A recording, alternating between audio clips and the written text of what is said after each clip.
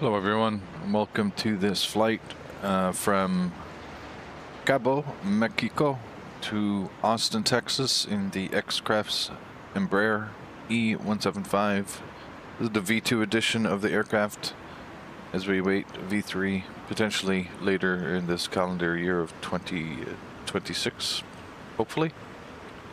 Yeah, without any further ado, we will jump into the cockpit. We will be doing some serious real-world procedures as best we can with checklists. So, for both experienced and perhaps inexperienced folks alike, hopefully some educational aspect of the video could be experienced, and that would be awesome. Any questions or comments or suggestions, please don't hesitate to drop them into the comment section of the video. I read all of them, and here we go. We are cold and dark in the Embraer E175 from X-Crafts. We are SkyWest 4165 today, up to Austin from Cabo with 68 packs out of a possible 76. So we are maybe around 85% loaded with packs. So yeah, without any further ado, let's jump to the overhead. We are already actually connected to VATSIM. We have no ATC in the area right now, so we'll be honoring the kind of non-ATC procedures for VATSIM by tuning into the appropriate frequencies in the Central and North American regions. So here's the overhead. Some people like to put battery 2 to auto first, and as you can see, that doesn't seem to do a lot. What do we get from battery 2? We get the first officer's FMS and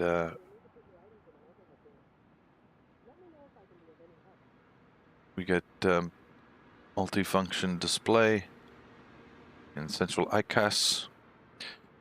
Battery 1 on. Silence to caution is just letting us know that the emergency light is not armed. And go through the overhead flow. First column, did the DVR test. Don't think these are actually simulated. Don't think we need to erase the CRV. I think it just actually overwrites after a certain period of time previous digital recorded info. The electrical panel is fine. We don't, everything is in its default position upon spawning the aircraft. Cockpit lights are not going to need them. We're bright today. No dome. Doing an initiator test. It's good. Fuel switches are all fine. We will arm the emergency lights and put the passenger signs to auto. I never use the sterile light switch. And just ping the attendant to let them know we are working and preparing the cockpit for the flight. Our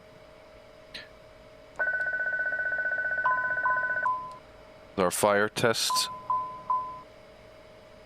We see we got the warnings coming up on the ICAS. They'll go off, but we do have to silence the warning. Okay, looks good there. Now we can, with that done, we're safe to start the APU. Wait for that orange box to appear on the ICAS, and a couple of seconds to the start position and hold. And let the APU liven up. I don't use the ground power anymore in this aircraft. I used to. I just don't see the point in it. I can get the ICAS from the batteries. That will allow me to see the APU. And once we get this APU, all the other screens will come on now, and the bird will be fully awoken.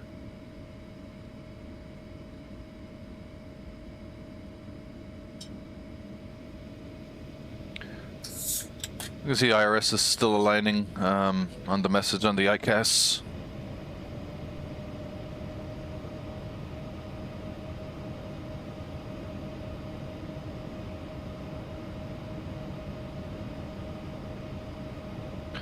Okay, we got a good aircraft. powered up. Windshield wipers are off. External lights, just the nav one will be on for the time being. Hydraulic pumps are all in the 12 o'clock position. That's good, except pump A, that's going to be off. We may turn that on later. Pressurization panel, all the switches 12 o'clock. That's good. Windshield heating and ice protection. Since ice protection is actually in auto mode, you can leave these dark. Having them bright would be meaning they're turned off, or as well as not normal position for normal flight. It's the main concept of the Embraer. Not the main concept, but the cockpit concept of the Embraer is that if a button is illuminated like that, it means that is not normal position for that button during flight. That's good to know. Air conditioning, we'll put the cockpit and the cabin. Temperature gauge is down a couple of notches, and everything else looks fine there. Passenger oxygen auto, that looks good. Mode control panel, we'll come back to that later on the glare shield. And we'll just have a look at the center console. I'd like to turn off the marker. It just starts pinging and beeping and can be a bit of a distraction. But we have VH1 radios. Volume looks good. It's important just to check your hardware if you have hardware, so that the throttles are idle. The speed brake is 0. The flaps are at 0.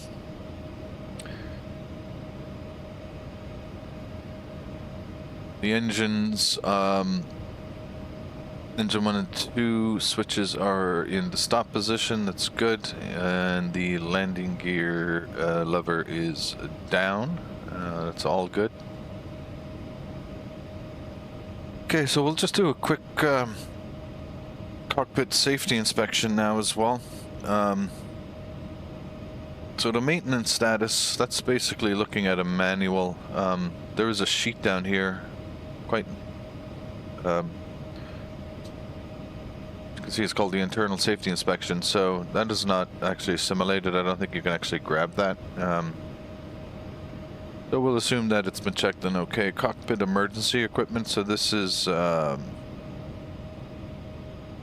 know, you would ensure that the ropes and the fire extinguisher here has been tested and labeled. Well, it's got a bit of a crash axe. Not a bit of a crash axe, we have a full crash axe, folks. We don't do bits of crash axe. And then the escape rope would be up here, so you'd probably open that and on both sides just to take a look in there, but there. So all of the, I'm gonna assume that all of the cockpit emergency equipment has been checked. Overhead panel has been checked. We've gone through that at this stage of cockpit preparation. We're happy with that. Hydraulic panel, pump 3A is off as intended at this moment in time. Passenger oxygen panel has been checked. ELT arm, so this is the ELT switch here just to ELT stands for emergency locator transmitter in case the airplane goes down. But that is fixed into the arm position and not simulated in this version of the aircraft. Landing gear lever is down, we've checked that. Start stop selectors, those are for the engines, those have been checked and are in the stop position. Speed brake lever is closed, that's checked and confirmed. Flat lever verify position, it is at 0 as intended. RAT manual deploy, that is this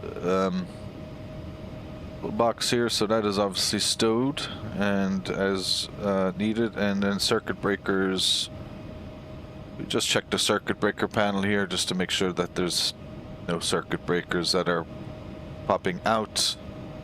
There's one on the captain's side and one over on the first officer's side of the aircraft.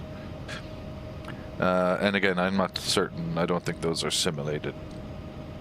Power up, we've gone through this already. Battery 1 and battery 2 have gone to on and auto.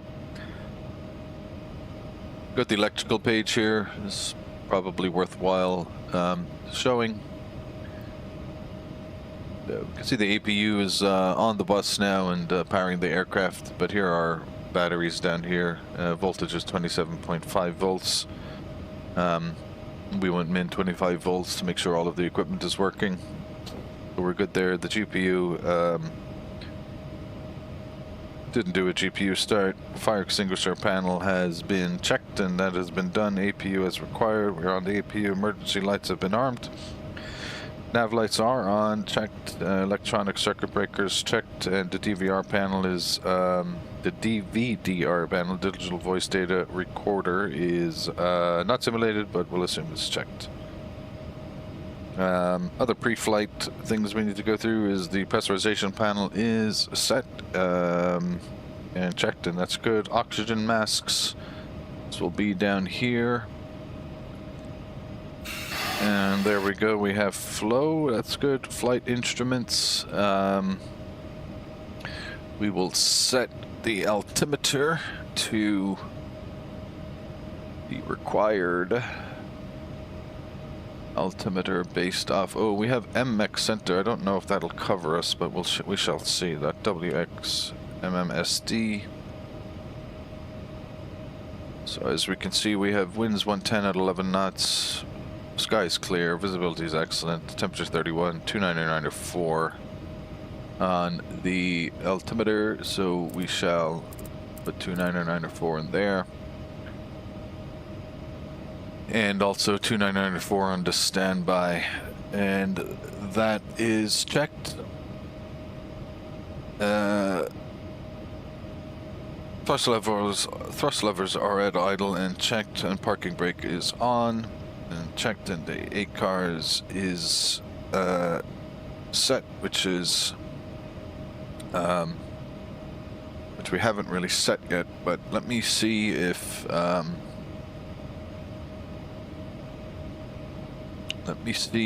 Mexico Center has got Cabo. It does not look like it has Cabo.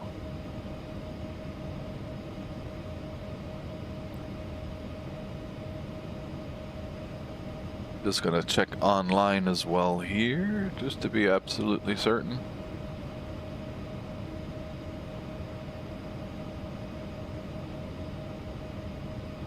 Yes, so we do not have ATC, and we'll just check. I think we need to squawk 2000. Just gonna check that quickly.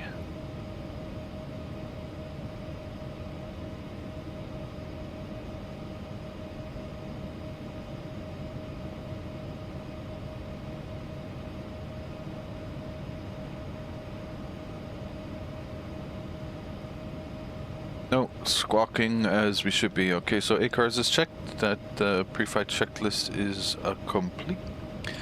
Alright, now let's get down to the fun stuff. Let's get this FMS sorted out here. Route, and we'll just plug in the company route here. We've already downloaded it from SimBrief. And so we are MMSD. We're just uploading the actual FMS file to Kilo Alpha Uniform Sierra 01. So that's my file name, and we enter that into the company route, and we can see it's figured out Austin, so that route has been confirmed. Our flight ID today is SkyWest. Just double checking, SkyWest 4165. Enter that in there, and we can go ahead and activate.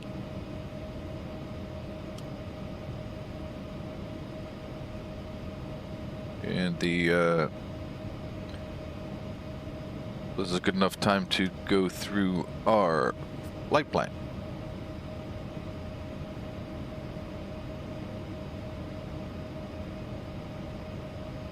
Okay. So we are SkyWest 4165, Cabo to Austin and the Embraer 175, registration November 213, Juliet, Quebec is accurate. We have a cost index of 39. That's not simulated in the current Embraer. Air distance today is going to be approximately 883 nautical miles, and winds are 158 at 13 on the average, so we're looking at probably headwinds, of course. That's the general direction we're going to be flying in. Decent deviation is quite high, but not outside of anything crazy. Flight level 350, alternate is Houston. Wheels up to wheels down time today is about 2 hours 8 minutes. And going down to our routing here. And we have runway 16 as the departure. Ukuksa 1 Alpha departure to Ukukza. It's an interesting one. And into Austin we have the Dixie 3 from Hoffman for 18 right. Alright, so we can jump to our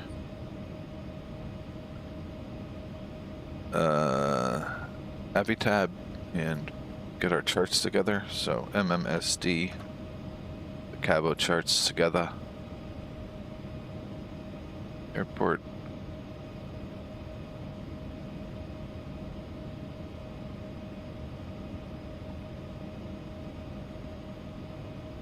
Okay, I like to go on the dark side even during daytime with the charts and have the Ukuksa 1 Alpha departure.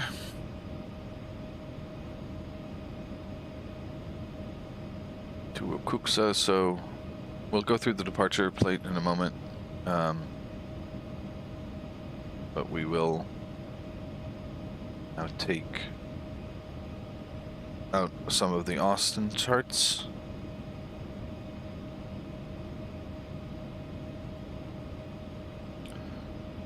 Arrival is the Dixie 3.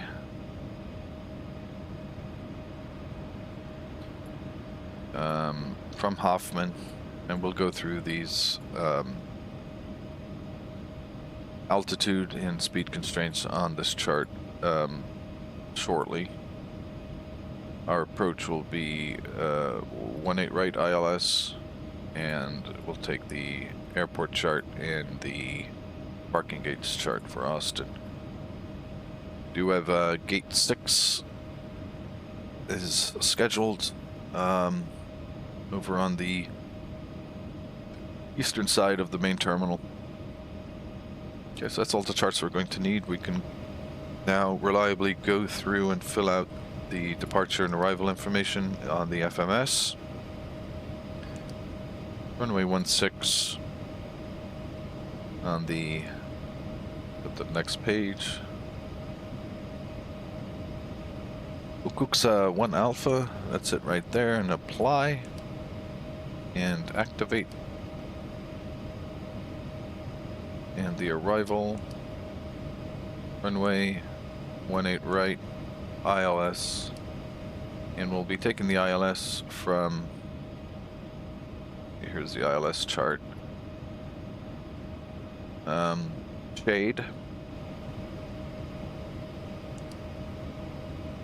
and our star is the Dixie 3 with the Hoffman transition. So very intuitive, very simple, and apply that and activate. Before we go through this, I want to go through the perf init page so we can start seeing, because right now if you go to the flight plan page, you won't see any, on the right hand side of the waypoints, you won't see any constraints or anything, or speed or altitude constraints. So unless we've actually put weight information into the computer. So doing that, we will need to go back to the EFP and go to our weight and balance, and from our flight plan, and we're going to round everything to the nearest 100 to a large degree, but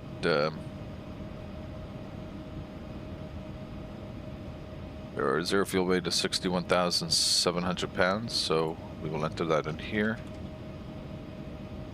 And our fuel weight is, block fuel is 12,300 pounds.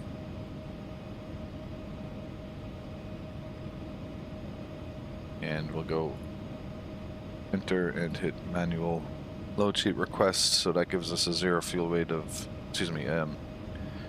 takeoff weight will be not 74,000 pounds because we're going to burn some fuel on the APU and the taxi out to the runway. However, we can go and load that. And since the passengers are now on board as well as the fuel, we can back to the ground services, close the door, and request that the jetway be removed. Okay, so we have a good bit of information here that we're going to need to complete our FMS. Right now it's asking where fuel reserve 30 minutes. You can actually put what your actual, excuse me. We go to the, go to fix this view here.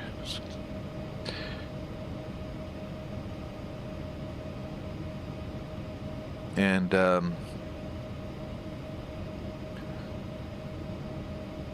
so the fuel reserve is the finished reserve plus the alternate 33,211 pounds.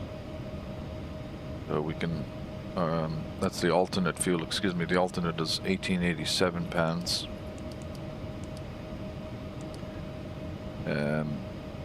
Landing,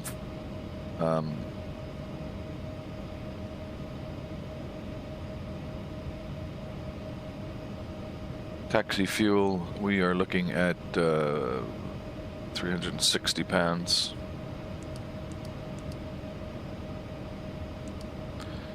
And our fuel reserve is 1324.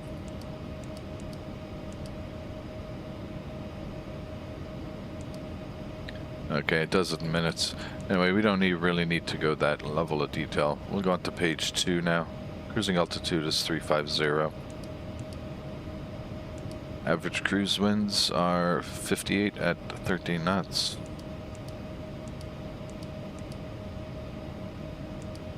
ISADEV is plus 13 Celsius. I said our zero fuel weight is 61,700 pounds. And the fuel is, we are 12,284, so we're burning through the fuel, but that looks good. Our takeoff center of gravity is 18. Okay, that looks good. Climb, cruise, and descent speeds are all just fine. We don't need to touch those. Will we do a takeoff to departure? I think it's a fairly lengthy runway here. I know it's kind of hot outside, but we don't have, it's not hot and high. But at Cabo we do have 9,856 feet of runway, so takeoff 2 should be absolutely fine. And we'll do that takeoff performance here. Airport, so MMSD, runway 16, dry. Winds are 110 at 11 knots.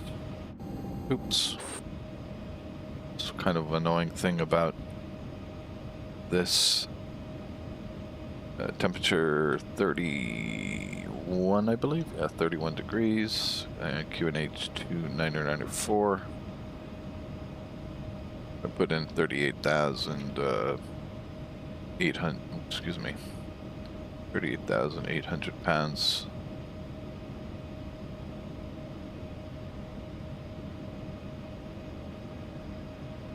Let's check this one more time.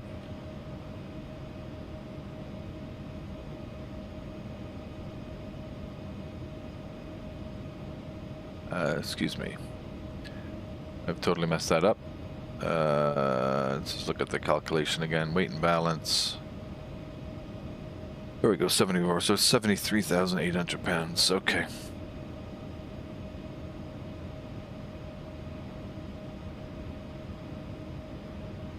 73,800. Do a takeoff 2, flaps 2, and we'll compute that.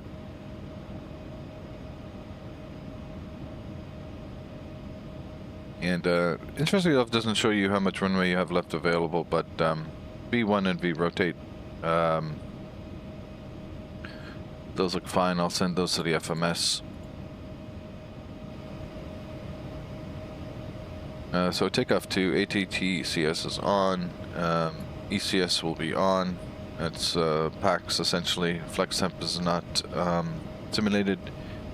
Anti-ice will be off. Our takeoff temperature outside is 31 degrees.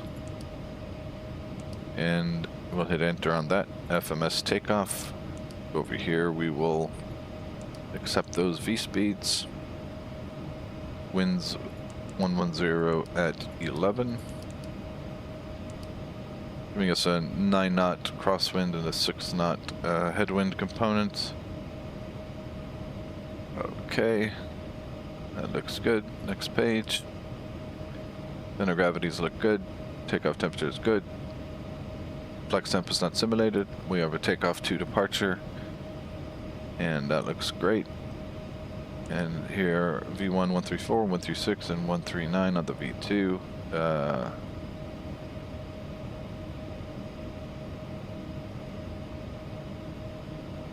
Pitch trim 3.5, so we'll knock that down. There we go, that is set. Flaps 2, so everything looks good there. Now when we go to the flight plan page, we'll see all of our speed constraints and altitude constraints, so... Excuse me. So looking at the departure chart, we can see runway 16 on the UAXA 1 Alpha. We climbed to 1,500 feet at a maximum of 230 knots. And then we have to get to 1,500 before we make our left-hand turn to Sierra Delta 501, which we need to cross below 8,000 and above 6,000 feet. And UAXA is has no altitude constraint. Transition altitude is 18,500, and yeah, it's pretty routine takeoff here. Pretty simple. So, okay, we've got the weights done. Passengers are on board. The aircraft is fueled up. We've got the weather. We got the METAR. We have set the altimeters. We have the route inputted with the departure and the arrivals inputted into the FMS. We have the performance done for the takeoff, the V speeds on the primary flight display and in the box. Lastly, we will just prepare the mode control panel, so we arm the throttle and put the FMS to put the speed mode to FMS. And we will push this little toga button here on the throttles, on the neck of the throttle gauge, and that will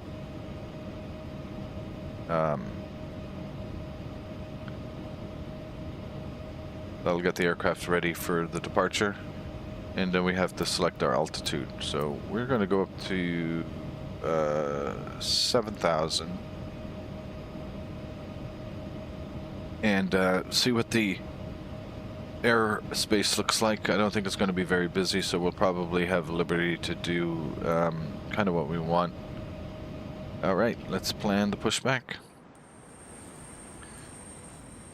So departing runway 16, be pointing our nose to the north.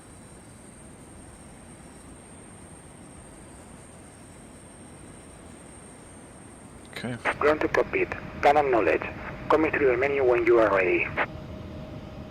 Okay, just go back to the ground crew and make sure that ground objects can be removed as we have the speed parking brake set. So. Ground to cockpit. Tau is driving up. So this is where we put the beacon. Red beacon goes to on. And our before start checklist now. Trim panel has been set, that's been verified. MCDU has been checked and set. We've entered everything in. Okay, all doors and hatches are closed. Ready to connect. Fuel quantity 12,230 pounds. That is checked and verified. We've burnt through 70 pounds already. Taxi and takeoff briefing, we've kind of more or less gone through that, with the exception of the takeoff, our taxi briefing. We don't have secondary flight plans in simulated in the FMS right now, and what we would typically do is enter a kind of an emergency flight plan in the secondary to get us back to Cabo and landing on runway 16. Release parking brake. We can make an announcement here. I just want to make sure I've got the correct Cabo CTAF MMSD. Yeah, this hasn't been working, but we do know it is relevant, and it is 118.9er, which is the tower frequency. We'll just go to our radios here. 118.9er is active on 1. Okay. Cabo traffic, SkyWest 4165 is pushing back from stand 17. Nose will be facing north onto Alpha Cabo traffic.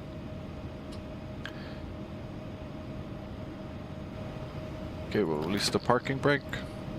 Starting pushback, and you may start engines.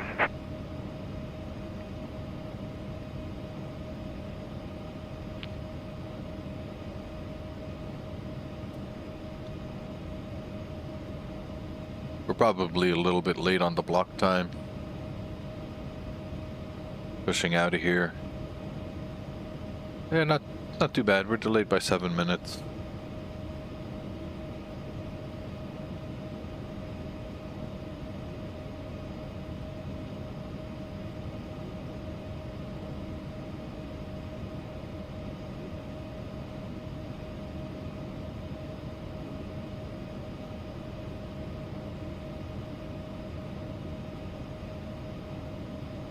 .2206, 2158. Okay, that's great. We will go and engine 1. First is run position and then start a couple of seconds and release. Into rising ignition alpha is confirmed.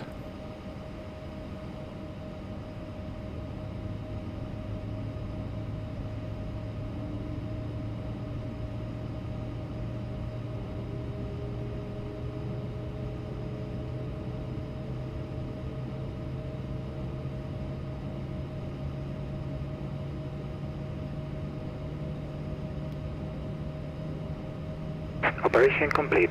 Set parking brake.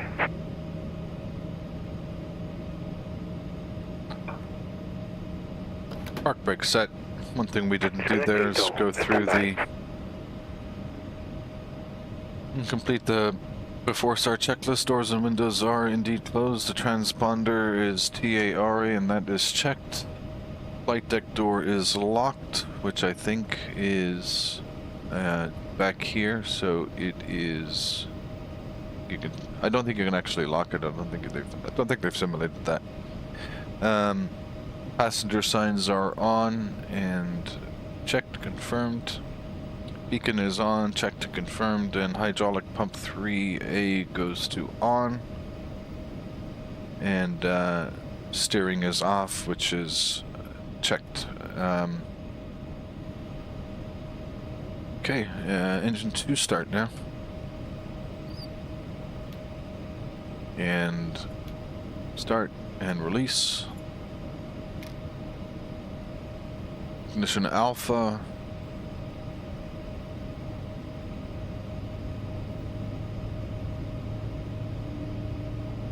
ITT is rising. And one is on the rise also.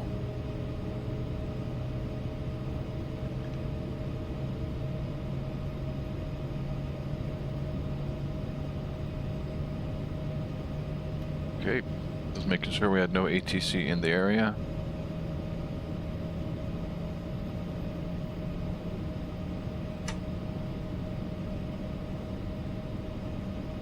And those are two good engines. Start. Move the gear pins and signals on the right, please.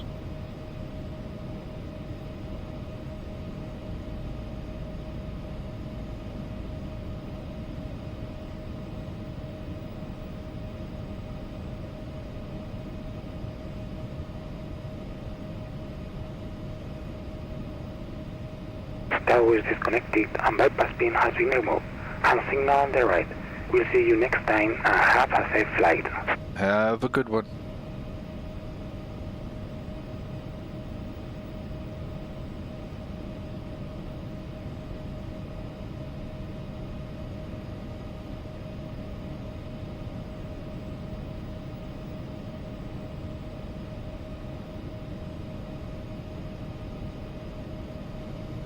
Okay, pins and signal received.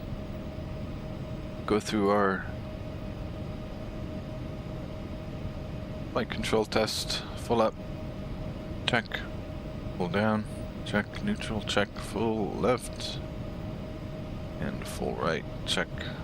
Rudder full left, rudder full right, checked.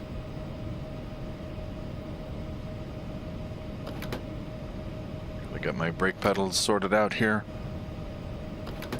Excuse me.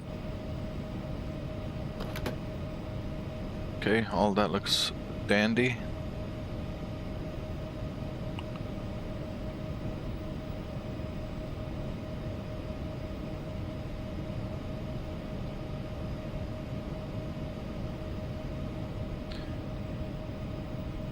Flaps 2.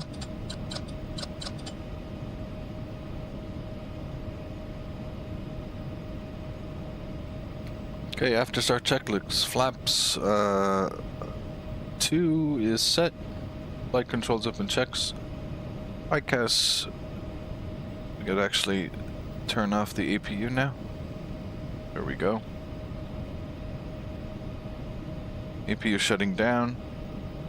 It's good. Flaps 2 set and confirmed. Dispatch clearance, we don't have any ATC in the area, so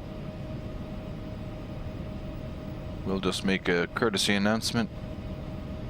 Los Cabos traffic, SkyWest 4165 will be taxiing to runway 16 via Alpha. Los Cabos traffic.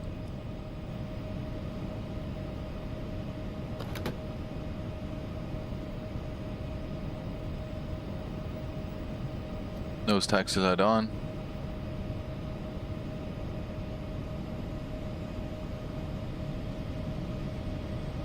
Auto brake to RTO.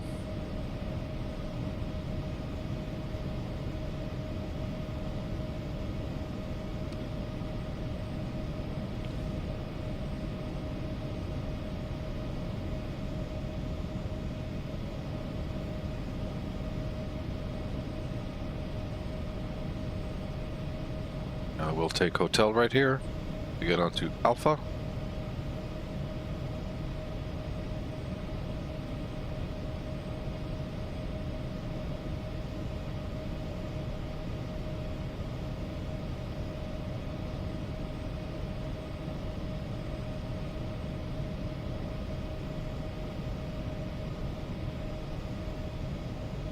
Clear left and clear right.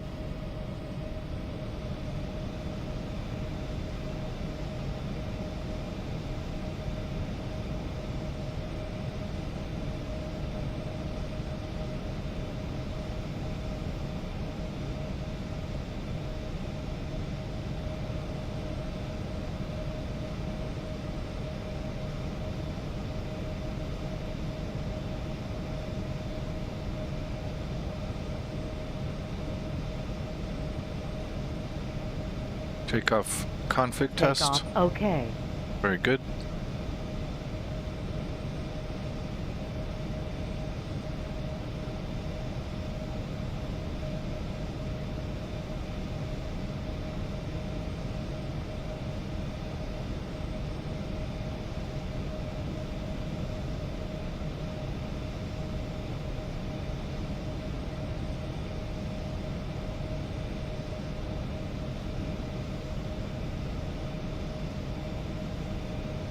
Okay, before takeoff checklist, takeoff configuration is checked.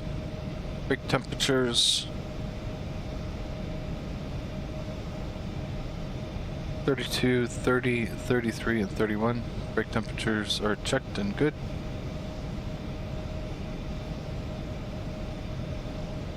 And ECAS checked. No messages or cautions.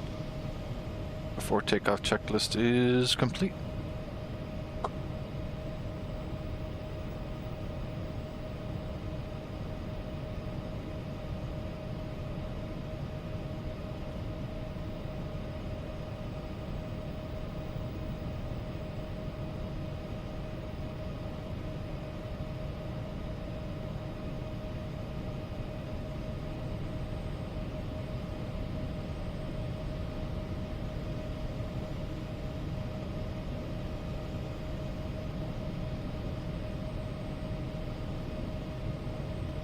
Doesn't seem to be a lot of options on the sounds here.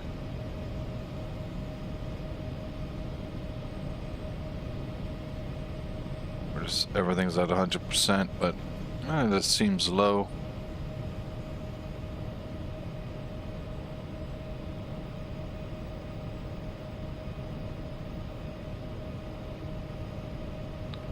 You know, I'm always a believer to make the sounds very loud. It gives everyone the option to lower the sounds. But if they're not audible enough, then you're really nowhere. There's nothing you can do. You suppose you could do post amp on it, post gain, but start losing fidelity.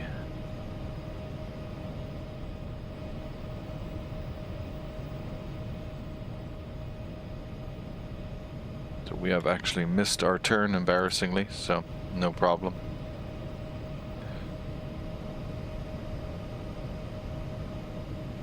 We'll pretend we had to do something.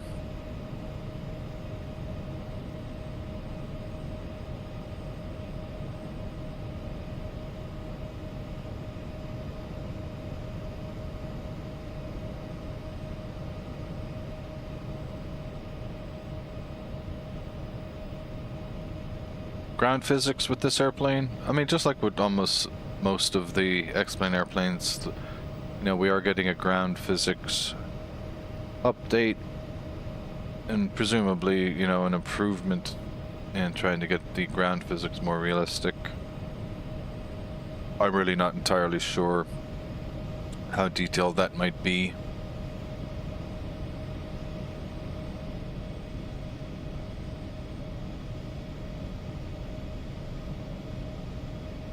Have to go up here to Foxtrot and take a right.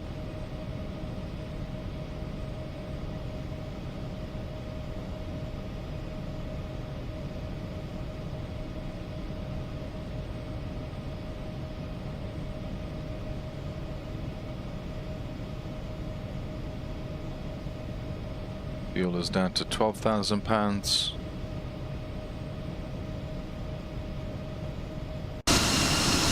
You know, they got the exterior sounds nailed. I mean, is the interior of the airplane.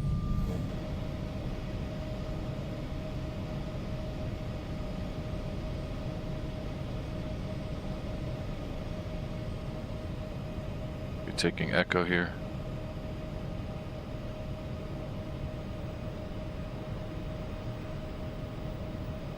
Airport equipment traffic and X-plane. Does it, if it adds to the immersion for you, that's great. I think it's silly for me. It's just doesn't do anything for me except actually cause lack of realism. Trucks driving through the airplane is ridiculous. And I think I would imagine it'd be a fairly routine coding exercise to allow the option to have airport ground vehicles implemented or deactivated. I would certainly deactivate them and never turn them on again unless there was something interesting reported about them.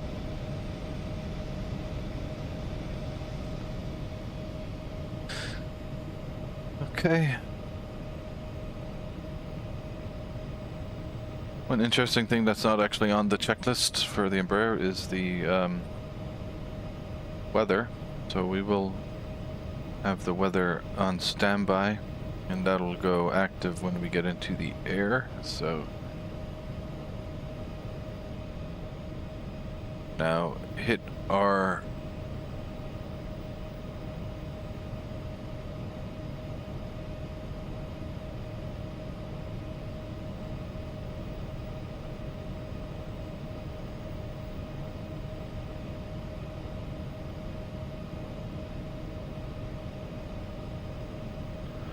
Cabo traffic, SkyWest 4165 is lining up and departing runway 16 at Cabo.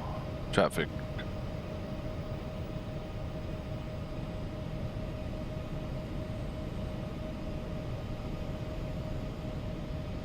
We look at the windsock out there, looks like X-Plane is giving us some pretty hard crosswinds, and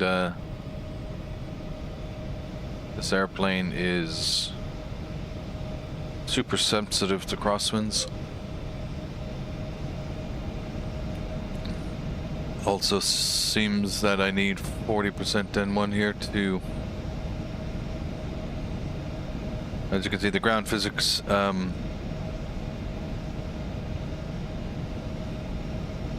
interesting. We'll go in strobe.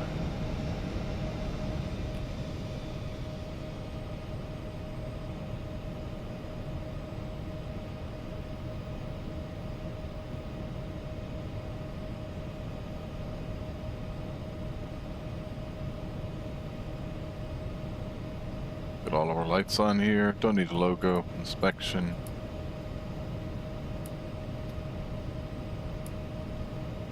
And landing lights all on.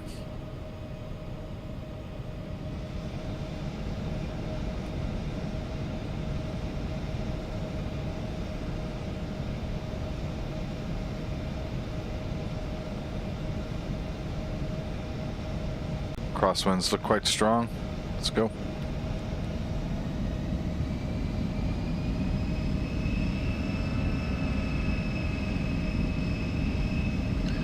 Takeoff thrust is set, auto throttle set.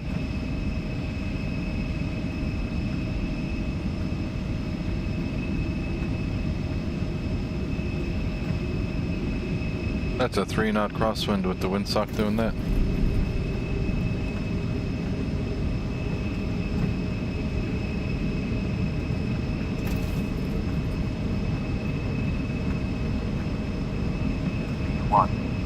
Rotate. V2.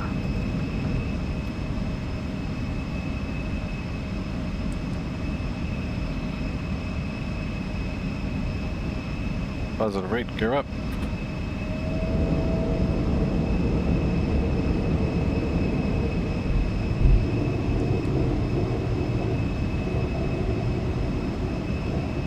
Now we're supposed to go to 1,500 and then make the left turn.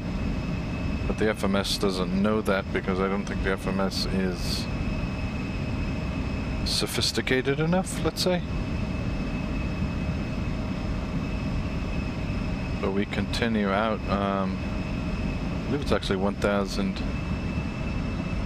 Yes, 1,500. And there we go. We can now make our turn. And we'll do a direct to here. And the direct to is to SD 501. Go ahead and activate that. We can ask for flaps 1 now.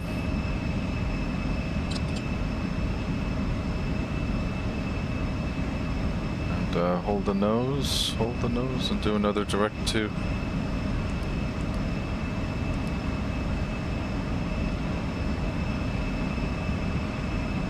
And flaps 0.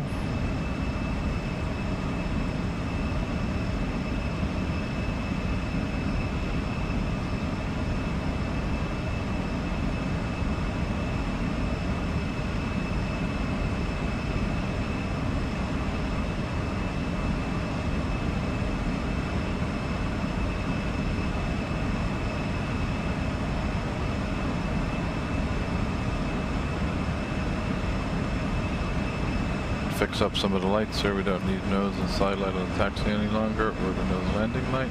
Okay, very good.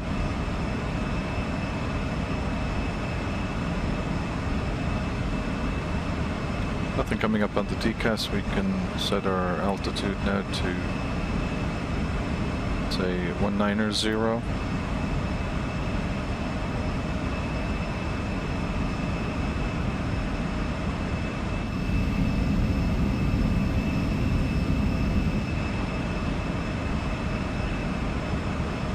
Lower the nose a little bit.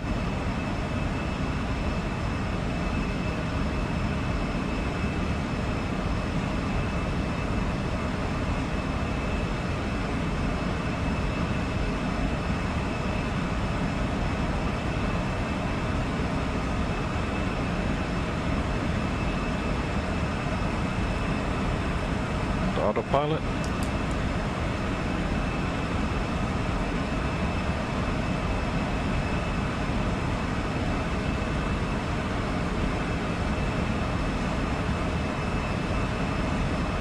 And VNav. What we're actually going to do here is autopilot. Take over from this. We're going to level off at 8,000. Show you an error here on, oops, don't want to lose that much altitude yet.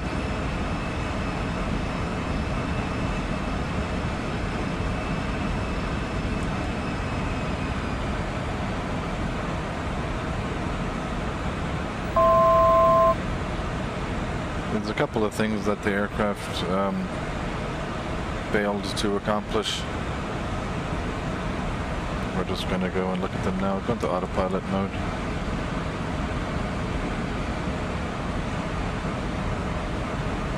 Is to scale back on the speed. Speed was on the elevator. We'll chill at 8,000 here.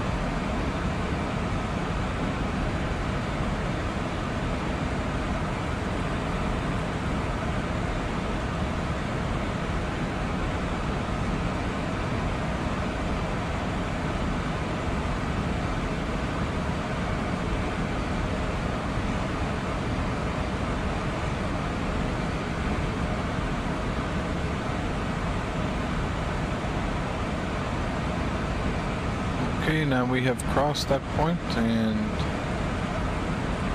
now go up to our cruising altitude. 350. We'll do that in vertical speed mode first.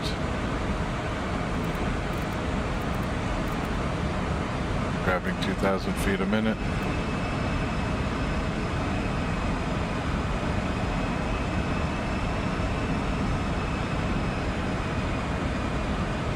Even 3,000. We'll lose a bit of airspeed here, but I want to get back on our vertical glide path.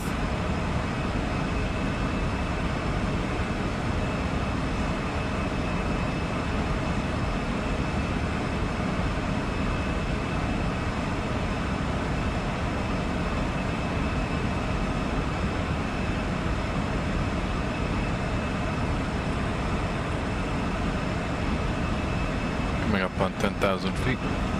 Landing lights off.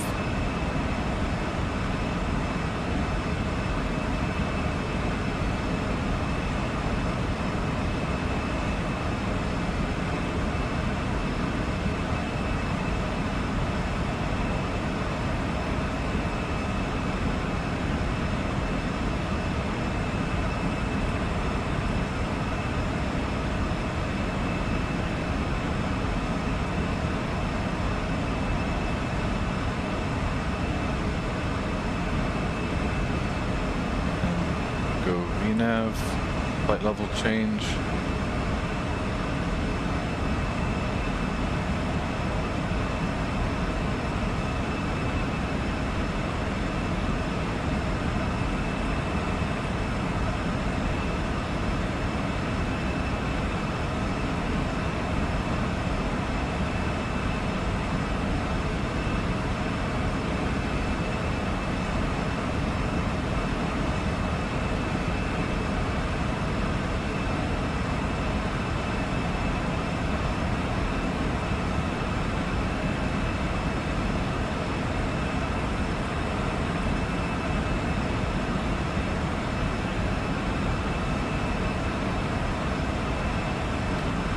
We do our after takeoff checklist. Flaps are 0, landing gear is up, pressurization panel is checked, and cabin altitude is, oh, it's already at 8,000 feet at 13,000. Okay.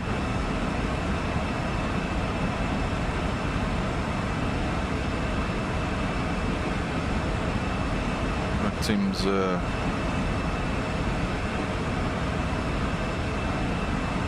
seems a little crazy. Maybe that's how it works. Usually it gradually rises with the gradual climb.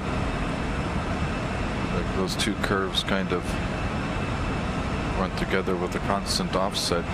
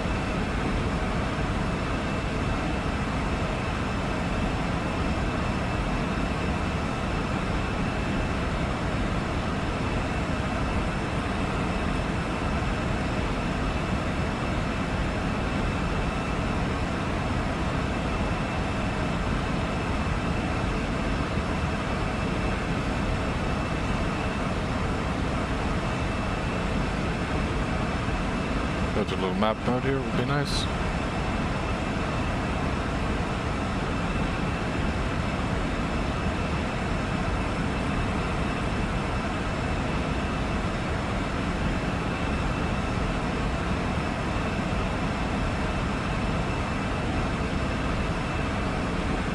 We can even load our route to the routes and load and scroll down to. That's not what I wanted. Let's load this one.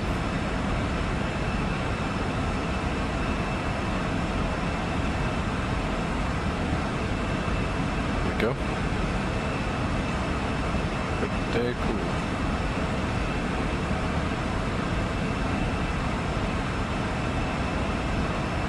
Yeah, we're past our transition altitude, so we'll set that, and yeah, we're kind of plain sailing now, just some standard monitoring.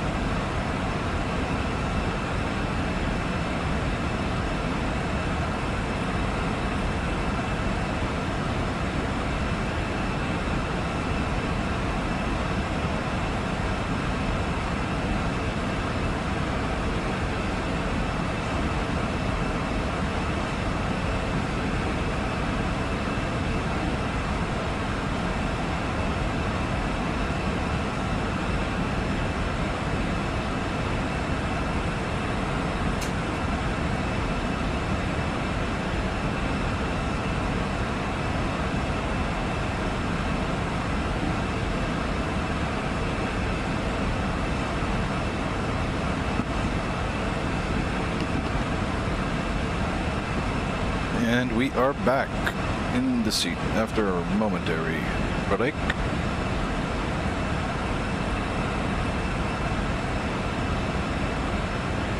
Coming up to the coast of mainland Mexico.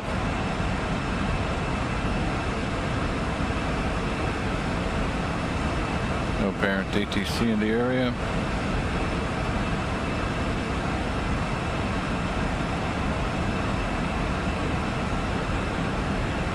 We are approximating our top of descent at, excuse me,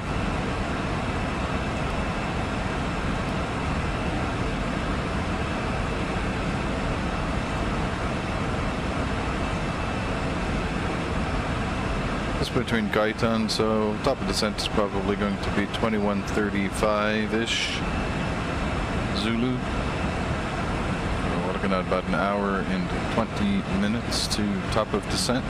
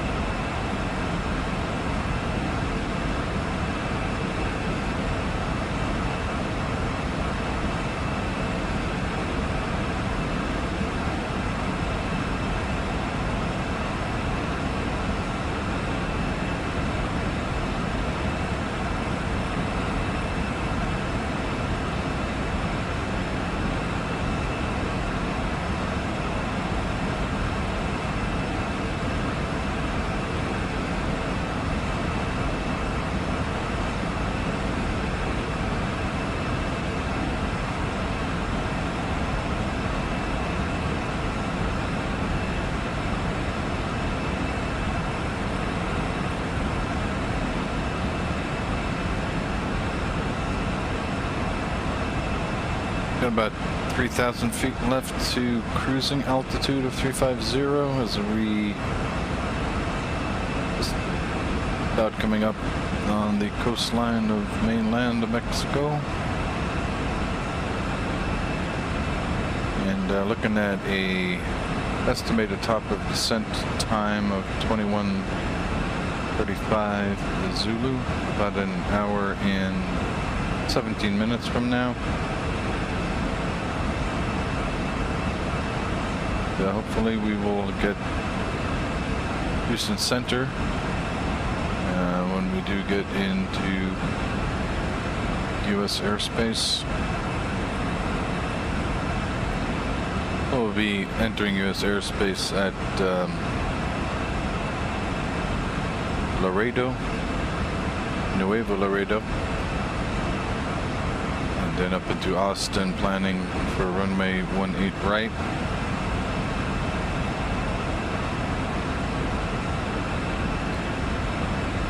As of this moment, it seems that VATSIM ATC coverage is being provided in Austin. However, they've been online for 3 hours, 30 minutes. So the question is, will they be there when we get there, or will they have somebody else take over from the current controller?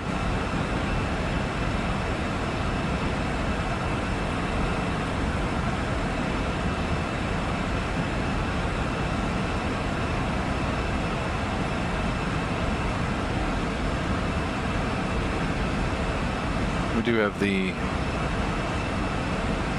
airport charts into Austin.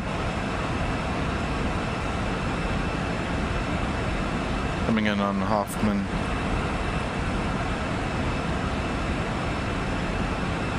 On the Dixie 3 arrival, there we go. We're just a few hundred, 1,000 feet from top of climb.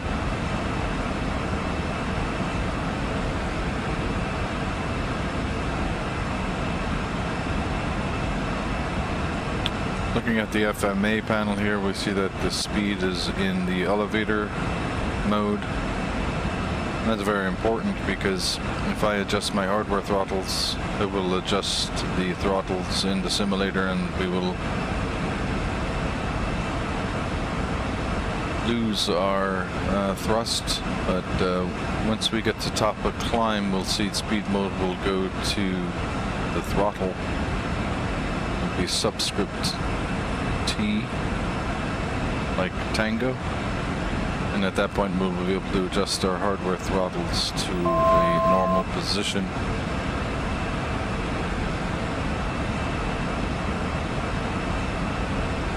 And there we go. We can see that we are FMS altitude is being engaged at flight level 350. And our speed is now gone from Echo to Tango. So we can pull our throttles back.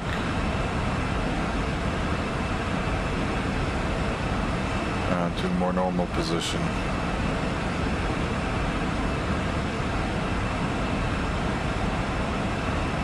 Yeah, so here we are at cruise and looking back at the approach. It'll be a nice approach down into Austin. We take a kind of an early right-hander to get down to the final fix point of Snot, which is quite an interesting name for a fix. The routing on the Dixie for landing 18 right or 18 left. From Smilin on track 103 to cross planks at or above 8,000, then on track 103 to deboard, then on track 078 to cross Tarpon or Trippin at 6,000 and at 210 knots, then on track 355. We're going to keep the passenger signs on right now as we are in turbulent air, which has been expected, but we don't expect it to last for too much time, maybe 10 or 15 minutes or so. And then on track 355 to Snot, then on track 35. So we leave Snot at track 355 and expect radar vectors to final approach course. So if we have ATC in the area, they may, they'll probably tell us to descend on the Dixie 3. And then as we get closer towards the end of the Dixie 3 arrival, they may give us radar vectors earlier than Snot. If things are not very busy going into Austin, potentially to try to speed up the approach and landing.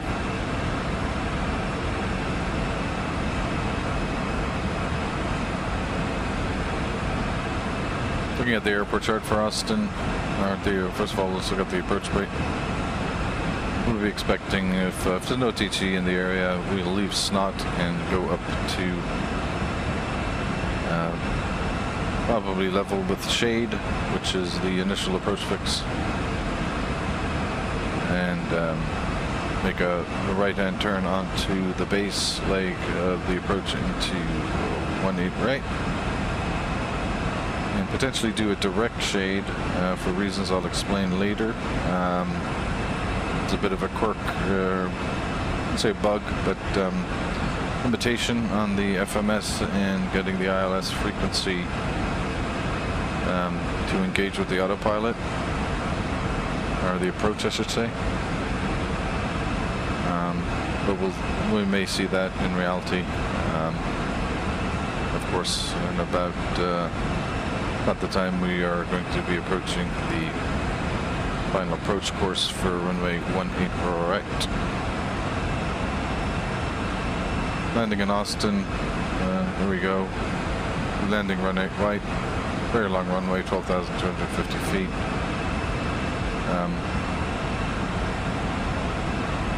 Most likely we will be taking taxiway Tango off of the runway and then joining Charlie. And Charlie to join Charlie 1 or Charlie 2.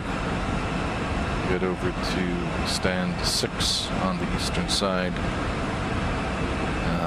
So most likely we'll be taking Charlie 1, assuming that they're using 18 left for departures.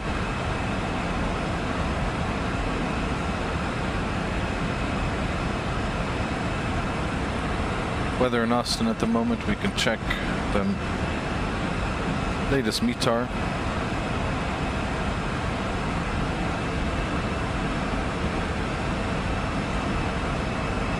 And one thing I can do actually before I do that is go to my radios and go into Unicom to be the active frequency. And I will get the CTAF for Austin is 121 even.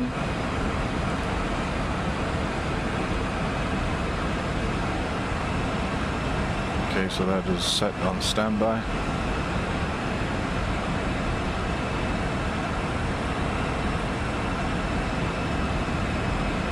Okay, I think we're through the turbulent period, which was expected, and we can knock off the fasten seatbelt signs.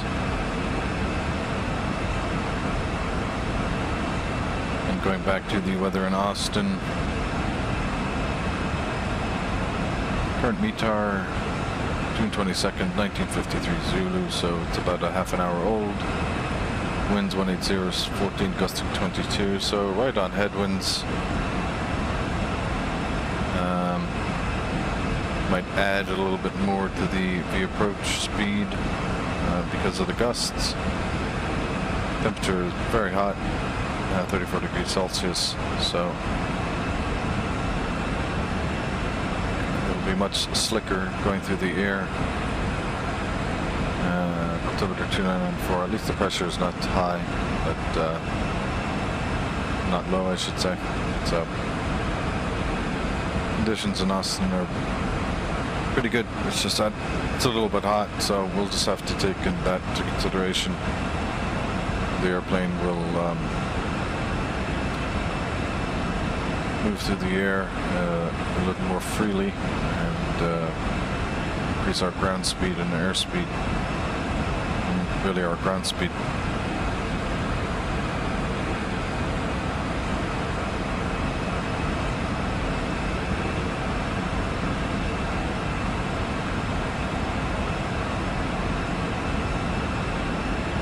Missed approach procedure for 18 right is to climb to 1000, then make a right turn, continuing to climb from 1000 feet to 3500 feet on heading 250, and outbound onto CWK, which is the Centex VOR. Until we hit radial 222.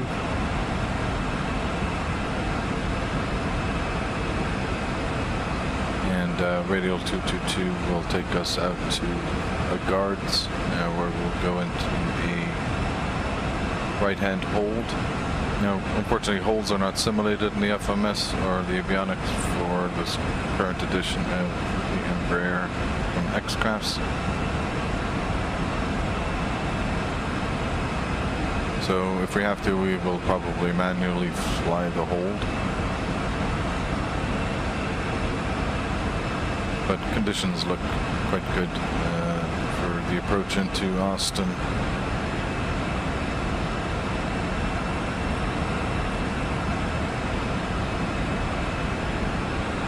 Minimums for the ILS.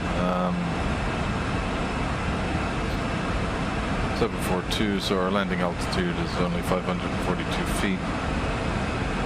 So certainly not a high altitude airport, but the temperatures are pretty high.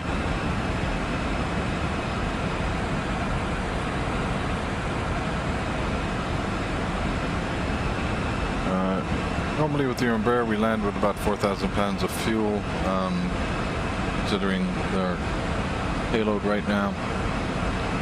And we can even do a landing, well, for our zero fuel weight is 61,700. If we have 4,000 pounds of fuel, our landing weight would be 65,700. So You can start entering information like that into the landing performance page.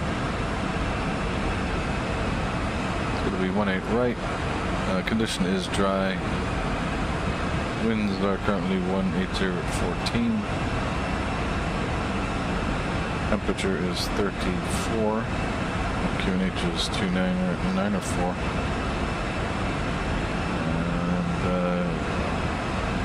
And not a fan of how it clears out the weights like that at 65,700. Flaps 5 reversers in operation, no anti-ice. That will give us a V approach of 131, which is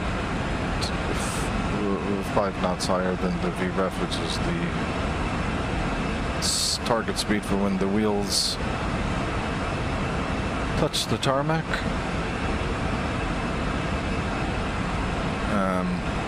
Probably get 4,550 feet of run out after touching down on the tarmac, which should give us loads of room to engage with taxiway Tango.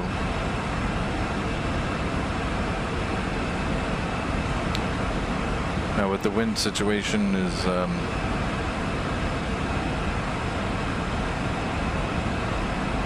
usual rule of thumb is VREF, so that's 126.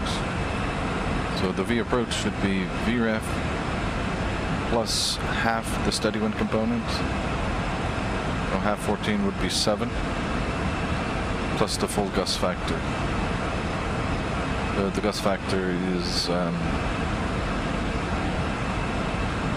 gusting 22, but steady is 14, so the gust factor is 8. So that would be 15. So half the steady wind component, 14 is 7 knots, and then the full gust factor is 8 knots. 7 plus 8 is 15. So our V approach would be 126 plus 15, V approach of 141. We'll see if those gusts are actually really happening. Of course, the METAR will probably be a little bit different by the time we get to Austin.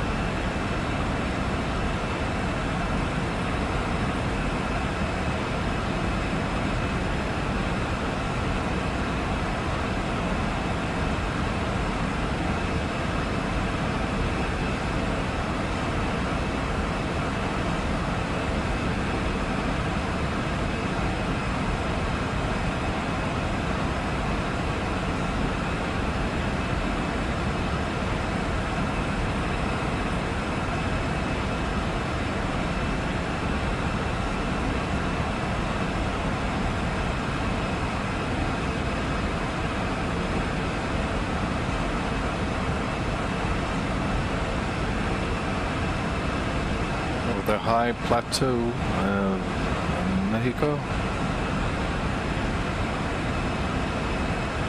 We can actually put in our minimums into the aircraft now as well. Go back to our airport chart. We have minimum decision altitude of 742, which is a radial altitude of 200. So we will set the minimums. Barometric of 742, so 750 will be the next increment. So that is set.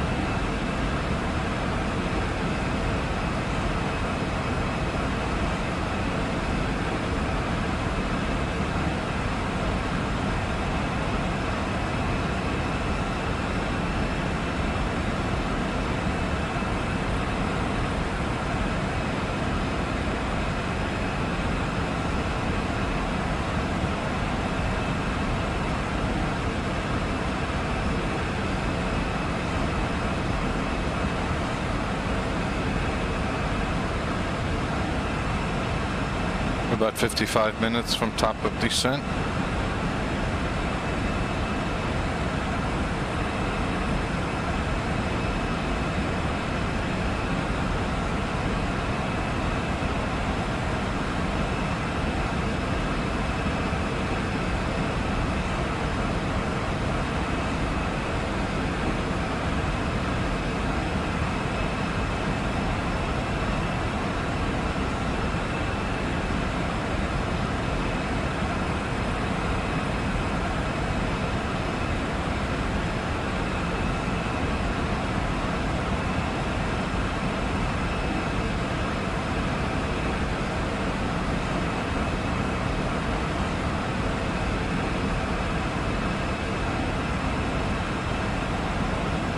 So Vegas is the waypoint.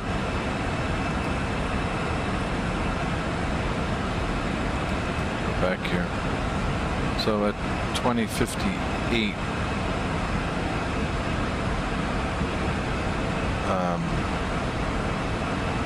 Zulu, which is just under 15 minutes. Merdu is at it doesn't seem the FMS is actually not calculating the it's saying here on the FMS that Merdu is being crossed at 2040 Zulu. However, here it's saying Merdu is going to be 2104 Zulu. So that's something for X-Crafts to fix.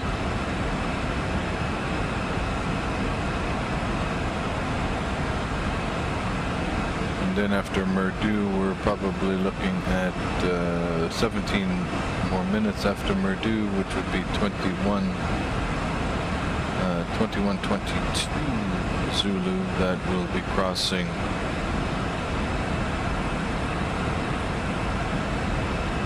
November Lima Delta.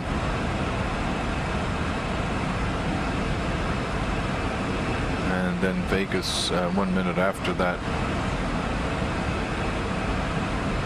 which was where we would expect to engage with ATC, provided they're still online at Houston.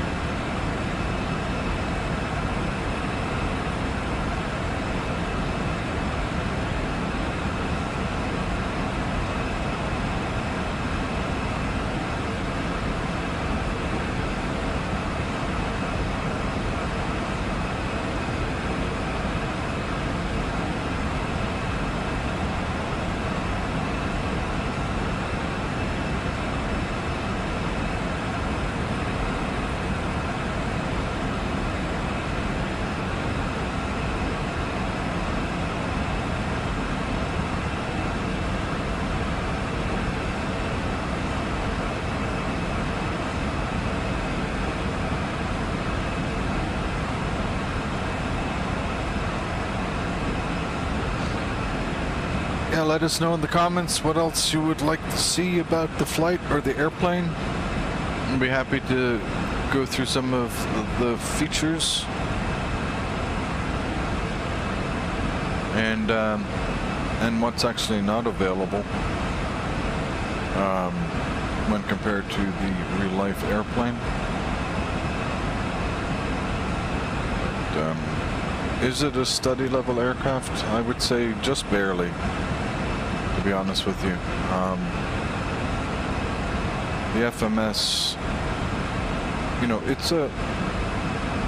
I thought this is the V2 version of the X-Crafts Embraer 175, and I bought the original version.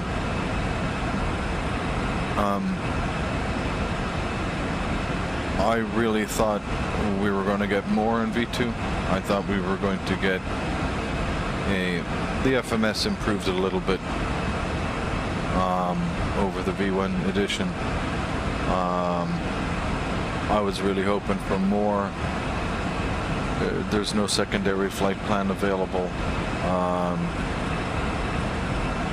There's no holes. There's no arcs in flight plans simulated.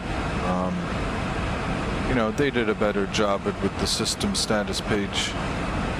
You know, flight control. Although, you know, the flight control is... There were some issues with the hydraulics and the realism of the hydraulics as it pertains to the flight control surfaces.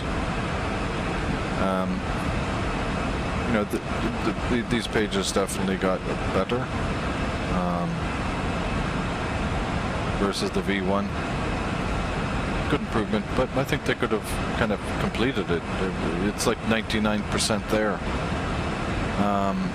That's how it feels. In the FMS, yeah, I mean the version 1 FMS was, I think it was just a base X-Plane FMS from X-Plane 11.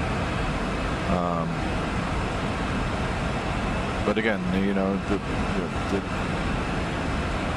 definitely an improvement, but I think, you know, when you're going from V1 to V2,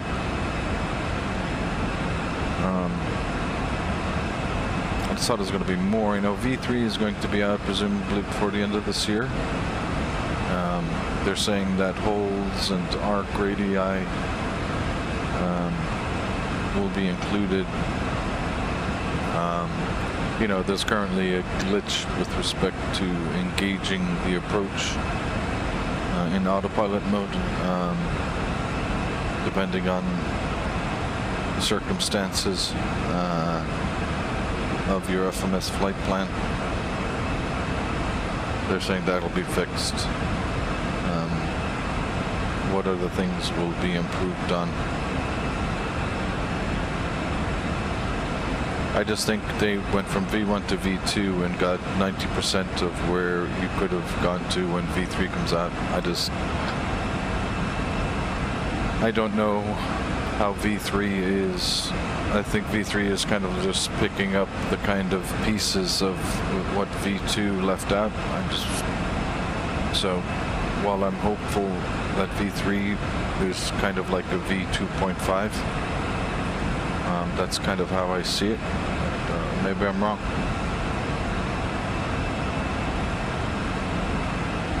We shall see. They're good dudes over there, though, at X-Crafts. Good customer support. Nice developers. Probably a smaller team than, you know, the big players of Flight Factor and Tolus and...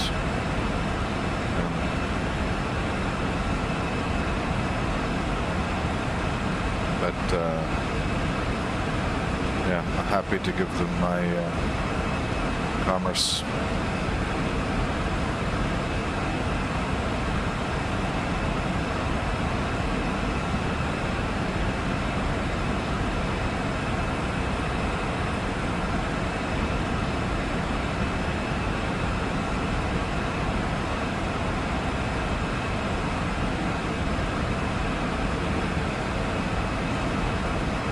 441 knot ground speed. Headwinds are expected all the way there, almost directly into us.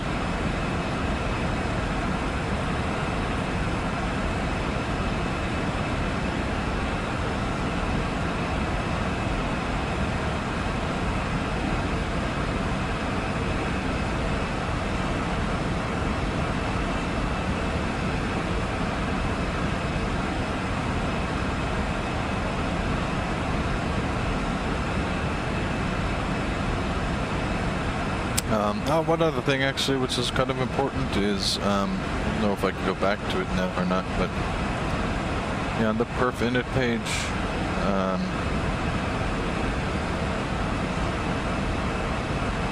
if I'm able to cycle through things like this, this all looks very well simulated. It doesn't look like anything is not simulated here. Go to the next page. This is all good as well. Seems to be fully simulated. So let's go to page 3. And if we go to the takeoff page, I don't know if it's going to be available to me anymore, but the takeoff in it. And if we go to page 2, I think it is. There we go. Flex takeoff, flex temperature takeoff is not simulated in V2. That was also not simulated in V1, and I don't think it was necessarily promised to be simulated in V2, but I would have hoped that that would have been the case. But it is not. I would fully expect it to be V3 to have flex temp simulated for takeoff performance.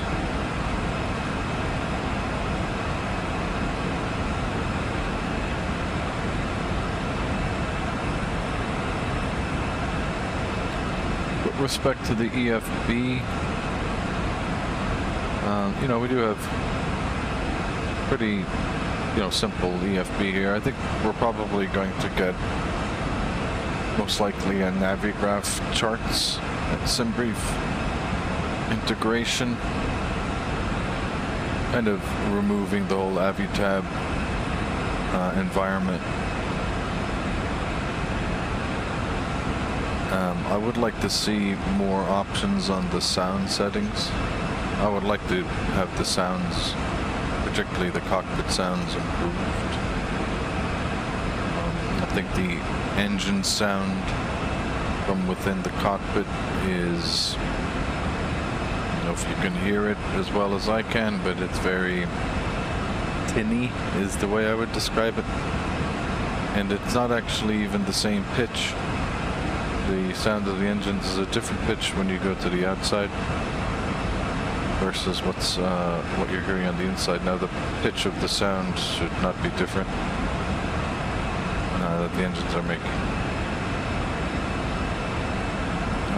The checklists they're not really checklists, they are procedures, so a lot of these pages are more procedural, if you ask me, than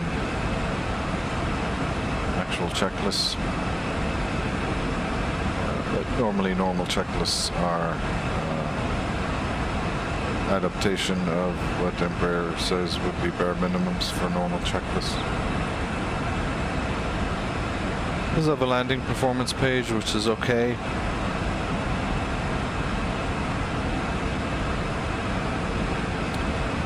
One thing the takeoff page doesn't tell you is how much runway you have, your stop margin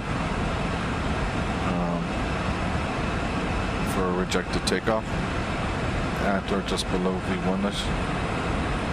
Weight and balance page, I don't know, I'm okay with this. I do like the feature of natural loading, of asking the fuel truck to come up and load the fuel in real time. Potentially load the passengers in like maybe real time multiplied by 50% speed. But, yeah, I think the FP is quite decent as it is right now.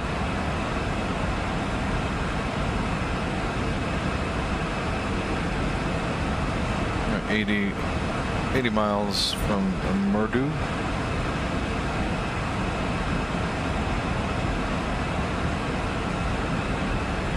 And Houston Center is still out there larging it up. Yeah, it looks like we have a new controller who's just been on since for just about 30 minutes. So that bodes well for us to get AT3 for descent approach, arrival and approach and landing into Austin.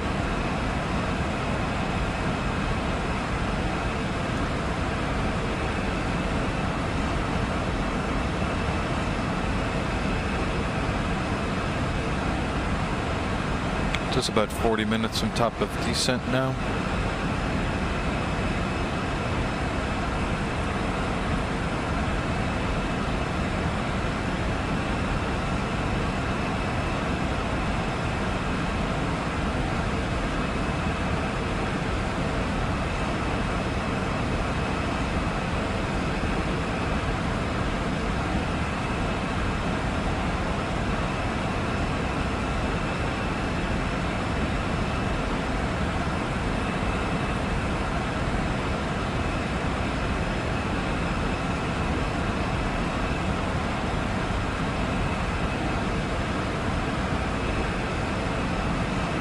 And since we don't have any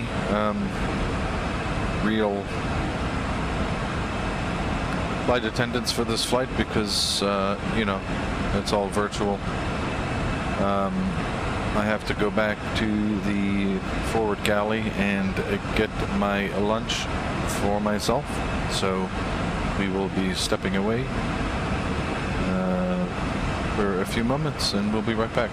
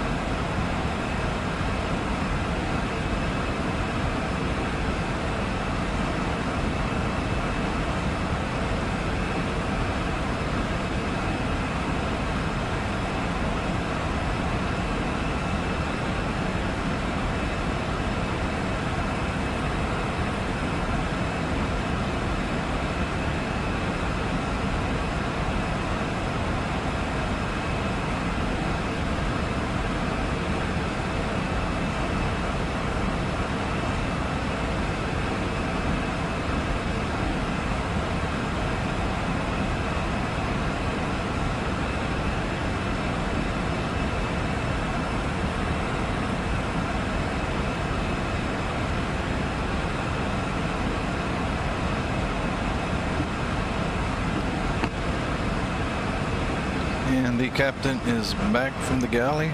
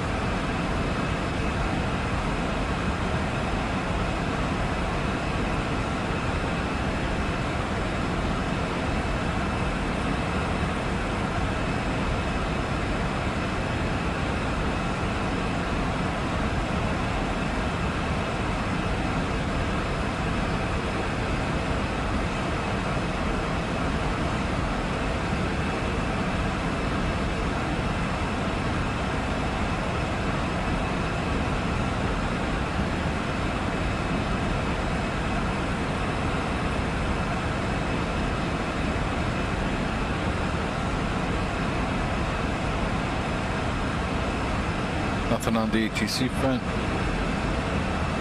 Houston is active, 132.775.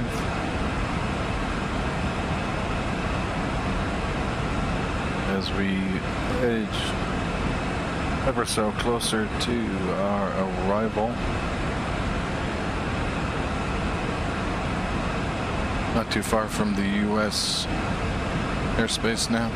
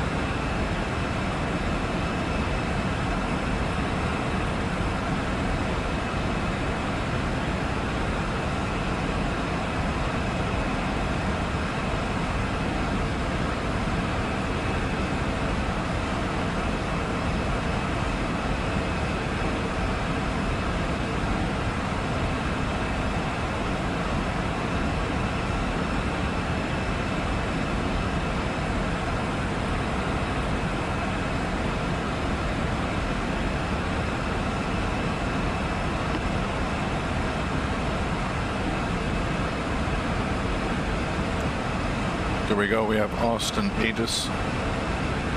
Press the controller info. We got some new data here now. Information Golf 2053 Zulu, so 20 minutes old. Winds are still 180-14, gusting 25.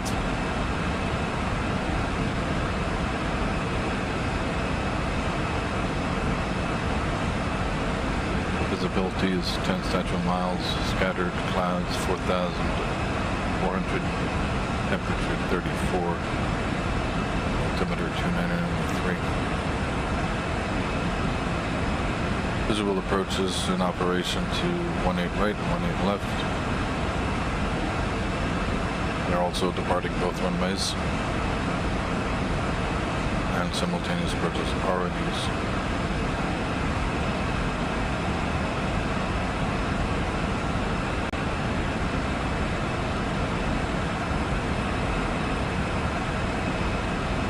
So 7 plus 11 is now 18 knots of additional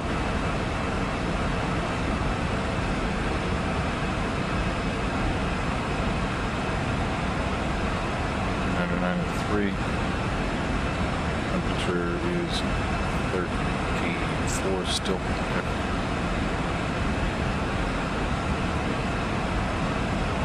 So as you would expect in late June, pretty hot one in Houston, excuse me, in Austin.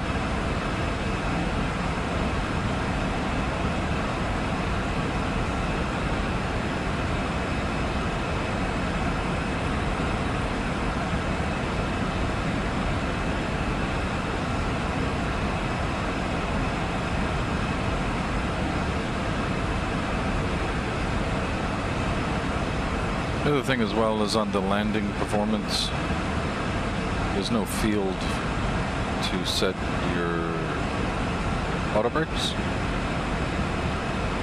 which obviously makes a huge difference. So I don't know how X-Crafts have even considered auto brakes here. So this is all very interesting.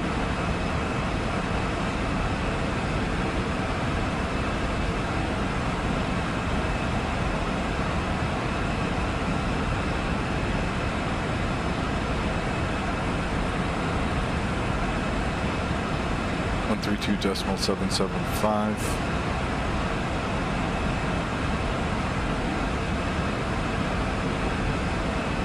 They're probably going to be calling us shortly.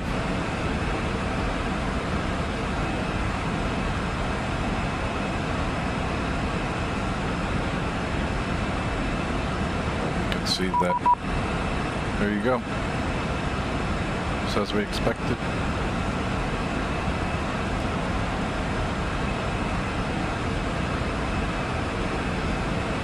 Houston Center, hello, SkyWest 4165, checking in at flight level 350.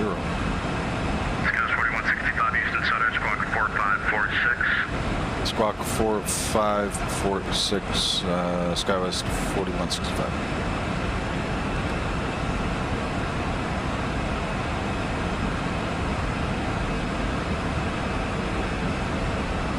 So he gave us a squawk code because we had not. 460 descending the Waffle 7 arrival.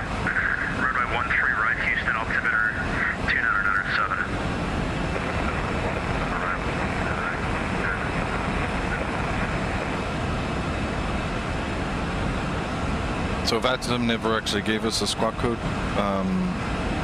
when we spawned into Mexican territory. Excuse me. Bit of an empanada revolt there. So they did actually have to give us one. 4546. And that has been set.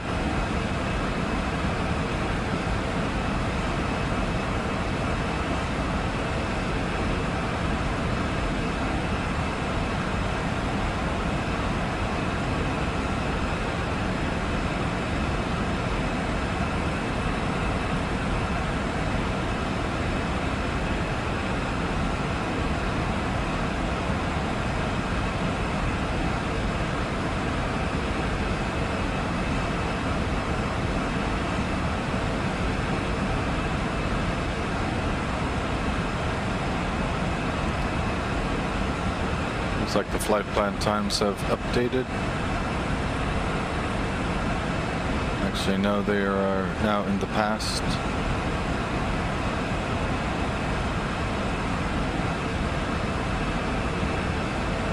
Houston Center, Sun Country 1835, 10 miles west, no, excuse me, 10 miles east. Now we got some action, folks. 340.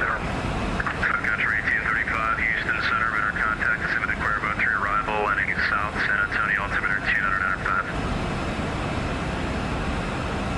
Alright, Sunday, the Cuervo 3, arrival, landing south, altimeter 2995, Sun Country 1835. Southwest 3867, cross the Hotel Romeo Victor VOR out of maintain 4000, New Orleans altimeter 3004.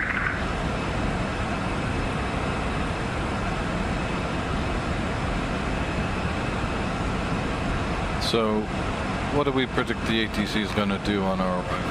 We're going to go back to our arrival chart. We can actually ditch the Cabo charts. Mexico 2150, Houston Center.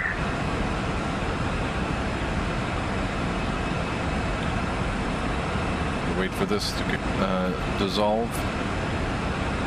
So we probably will go all the way to Snot to begin our, well, to really the right downwind is that tripping, starts at tripping.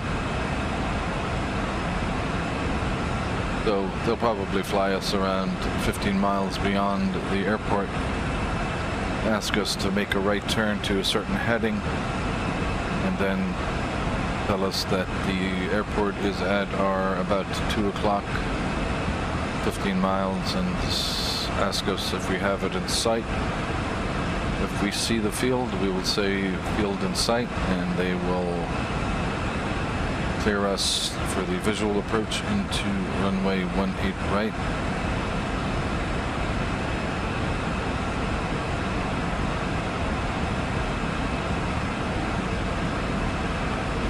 So that is our prediction.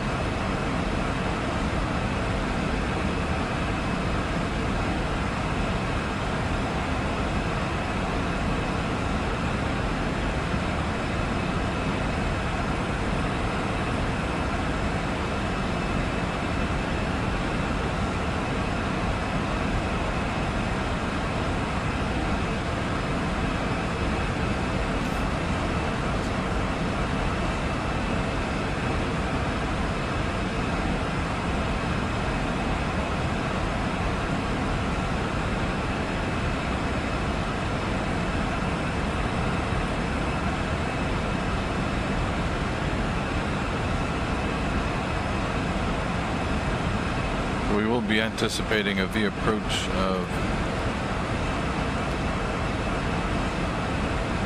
we'll accept these.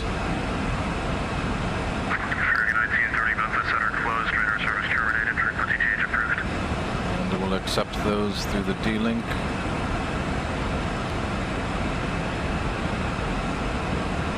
So with the wind speeds as they are 14 gusting 25, I believe. American 1930, Memphis Center closed, radar service terminated, frequency change approved. So the gust factor is 11 plus half the wind component, so that is 7, and 11 is 18. Houston Center, Sun Country 1835. So we're going to be 144 of the approach.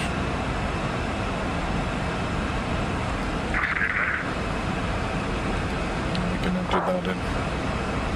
Who's going? Sun Country 1835 for the Quavo 3 landings. Maybe the flaps 5, so we'll go to the landing minute. And 13. landing temperature is 34. Alright, descend via Quavo 3 landing. Flaps will be 5. Sun Country 1835. Cat 1 is good. Country 1835, 67. Sun Country 1835. You can expect RNAV Yankee 13 right approach from Robinson. Alright, we'll expect the RNAV Yankee from Robinson, Sun Country 1835. 65,700 on the way. And our winds are 180 at 14. Center appears 18. Dragon 829, roger. Run through 2396, Atlanta Center closed, radar service terminated, frequency change approved. Okay.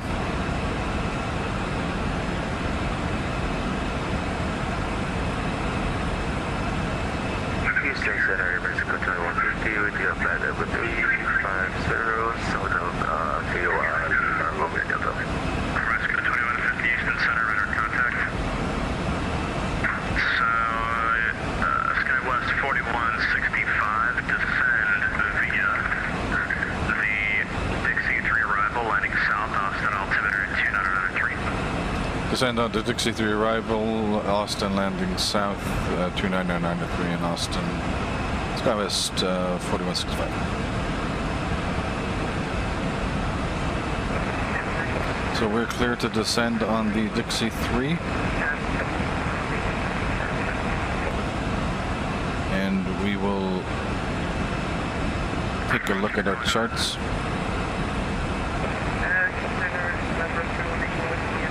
We're coming in from Hoffman. Our first altitude constraint and speed constraint is Thelm at 280 knots and above flight level 200. 321 Whiskey, Houston Center, no problem, just stand by. So that is set in the FMS already. And then after that, we have Putty at 14,000 or above. That is set. Level 370, Atlanta Center closed.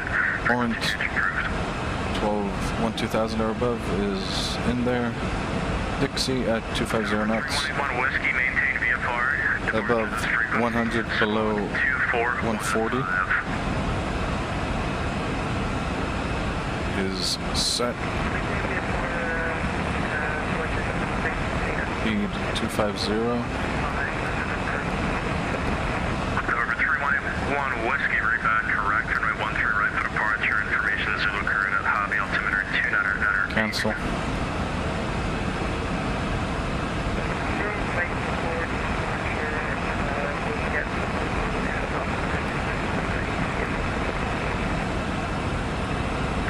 Mexico 2150, radar contact. Descend via the Dixie 3 arrival, landing south San Antonio, altimeter 29, Austin, altimeter 2993. This is the Dixie 3 arrival, so landing altimeter 2993. 12 feet. Okay, the other constraints we have Smilin at 12,000 or below. That is good. Banks at 8,000 or above. That is good. Lips at 4,000. Hard at 210. Which one was it? It was Lips. 886 Houston Center.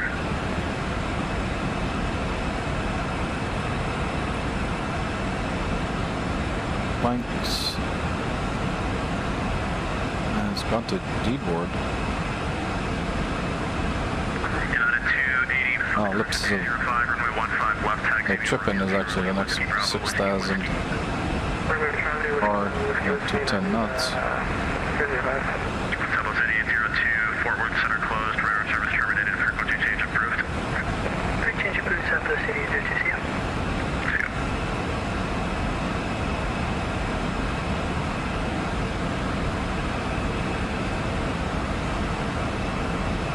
Houston Center, this is Delta 1220, you have 300. Delta 1220, Houston Center, radar contact.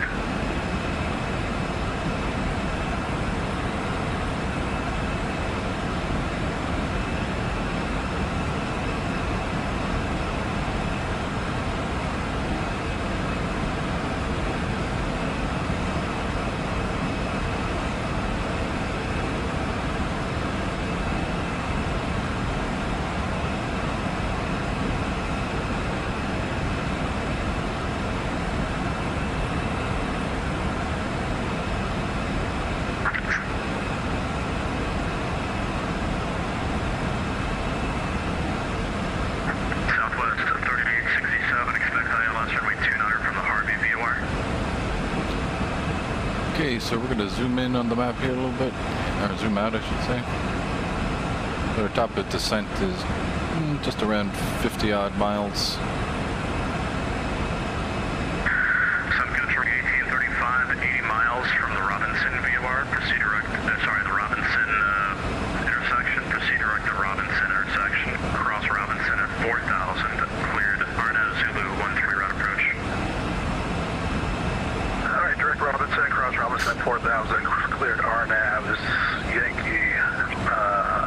plug in the frequency for 110.905. You're correct. American 829, you up? We'll see if it auto-tunes.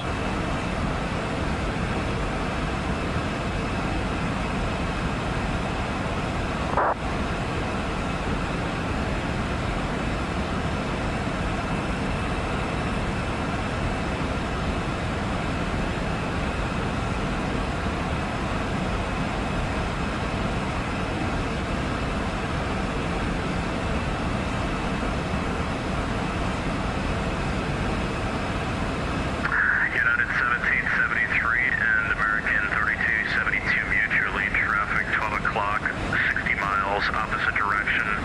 737 southeastbound, correction, 8321 southeastbound at flighable 350.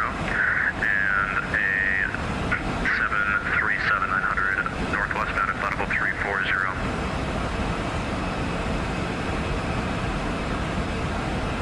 Watching off American 3272.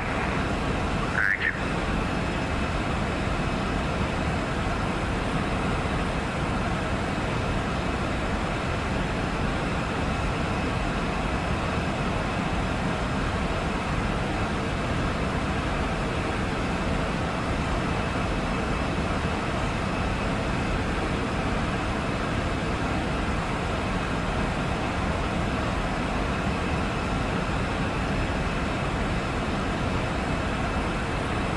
Touch all aircraft needs to center closing in 10 minutes.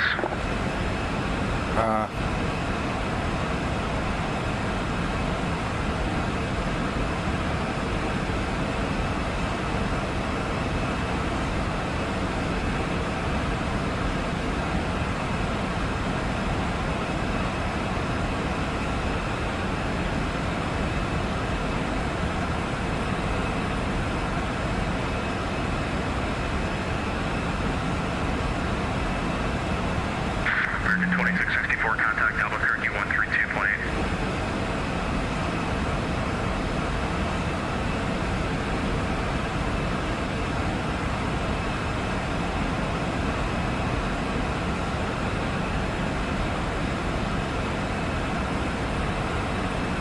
American 2664, contact Albuquerque Center 132.8.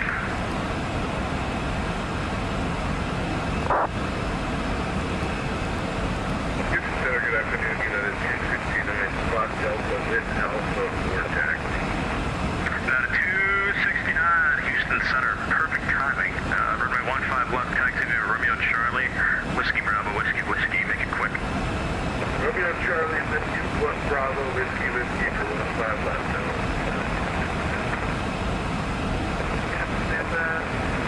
Okay, getting close to top descent now. We will look at our descent checklist, auto brake. We will set that to medium. Over 3181 Whiskey, Runway 13 right, taxi to hotel. Correction, Golf. Landing data is set. Approach briefing is complete. Descent checklist is complete.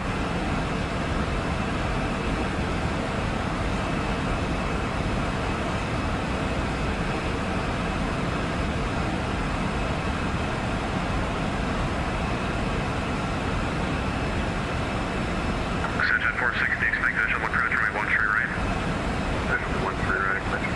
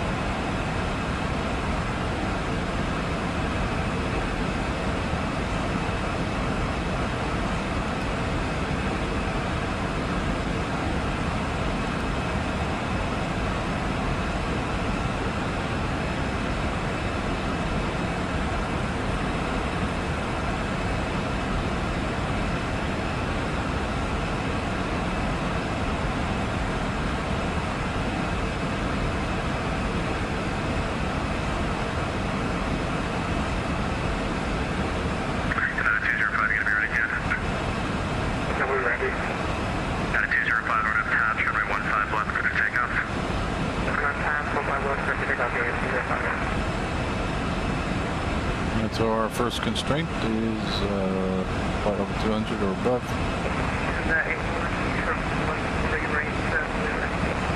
Set. Runway 1 Kilo course approved. Runway 13 right for the takeoff.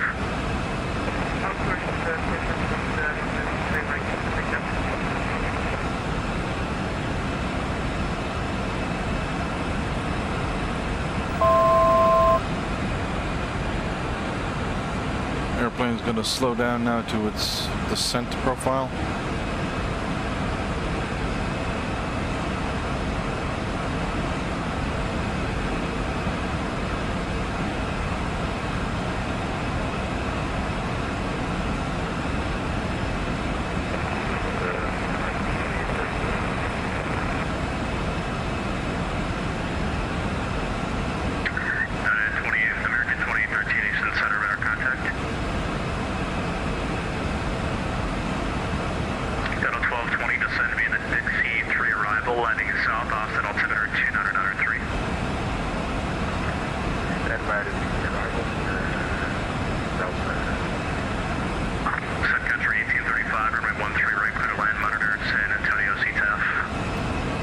Pass. Alright, 13 right clear to land over to CTAF for San Antonio, Sun Country 1835, thanks. United 269, runway 15 left, bottom of the wing. Runway 15 left, United 269. November 3181 Whiskey, on course approved. I won't be able to give you the flight phone because I'm going to be closing here in the next 5 or 4 minutes, so you can switch to advisories, clock me up far. Good night. Okay, so we're going to go and get the CTAF frequency again, which is 121. Got it, 205, radar contact. Let me take notable 350. Proceed direct to flies, say altitude. 350, 50 and 5, we're at 1,000 right now. 205.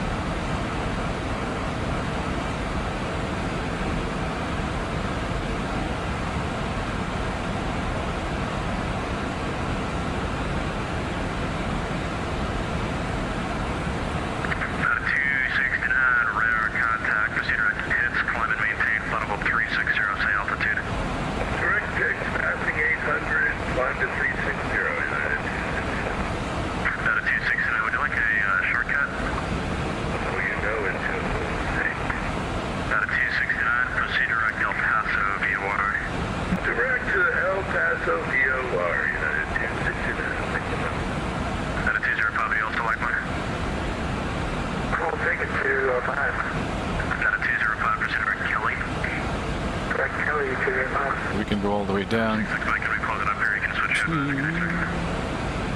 thanks for all the work, boss man. We'll see you. 6,000. Yes, Cabo 4165, same with you. Monitor Austin CTAF, good day. Over to Austin CTAF 121. Have a good day. Southern Air Mexico 2150, same for you, good day. Hold you to God, see ya. Yeah, we're going to take down to 6,000. Radar service terminated, frequency change approved.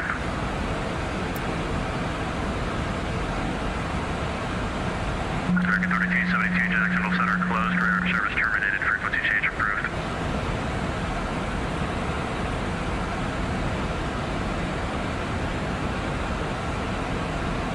United 1773 going to be closing up here, radar service terminated, frequency change approved, good day. What advice that is different? Delta 1220 closing up here, radar service terminated, frequency change approved, good day. Nobody good day. American 2813 closing up, radar service terminated, frequency change approved, good day. Delta 205 closing up, radar service terminated, frequency change approved, good day. Frequency change approved, 205, good day. Delta 314 closing up, radar service terminated, frequency change approved, good day. Over to advisory, having it. 121.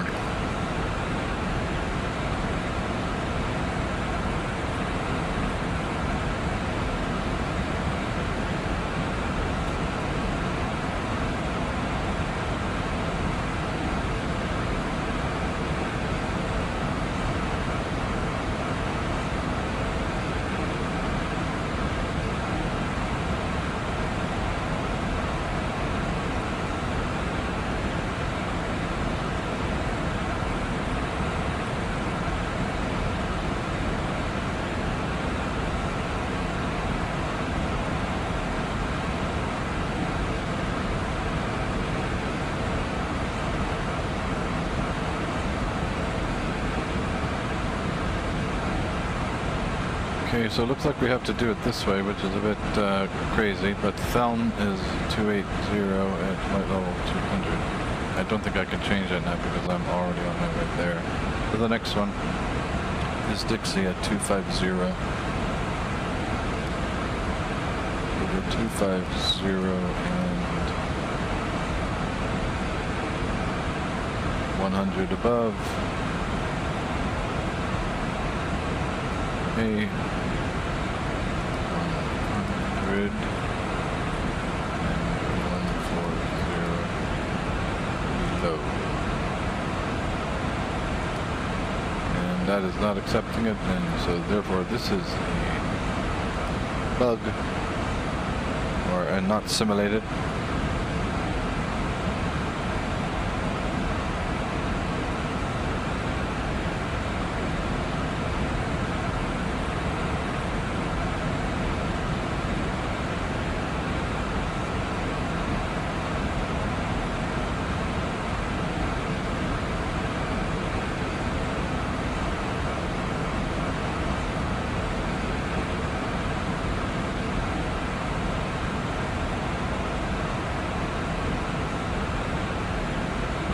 Okay, not to worry.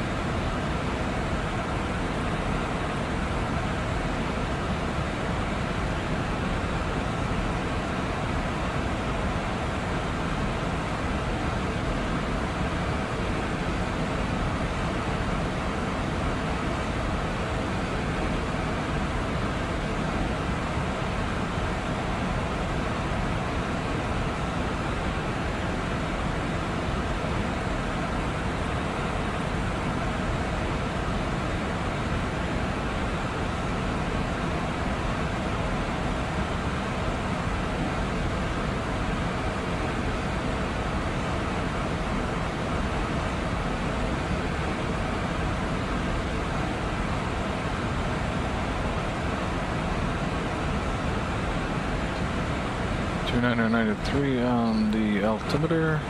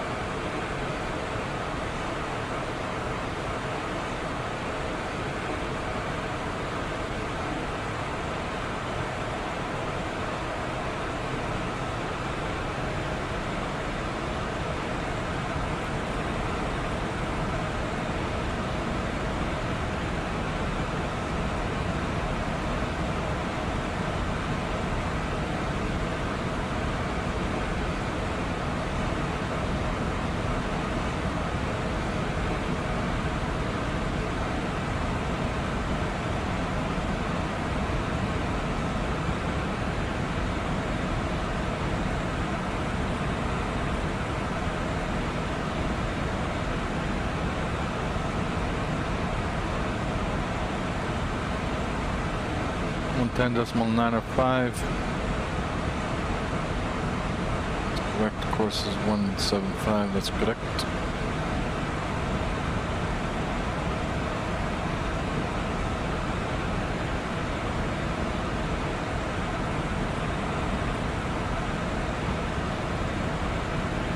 Okay, we got that. That's understandable. This is the workaround.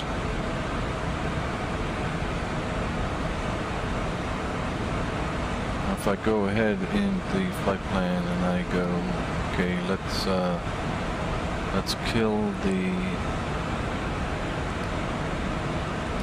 oops, sorry, there, just delete the vectors and delete the as assigned, activate that, and then we'll now try the approach gig. It's still not available. We'll try it one more time when we get there. It's okay. It's going to be just fine.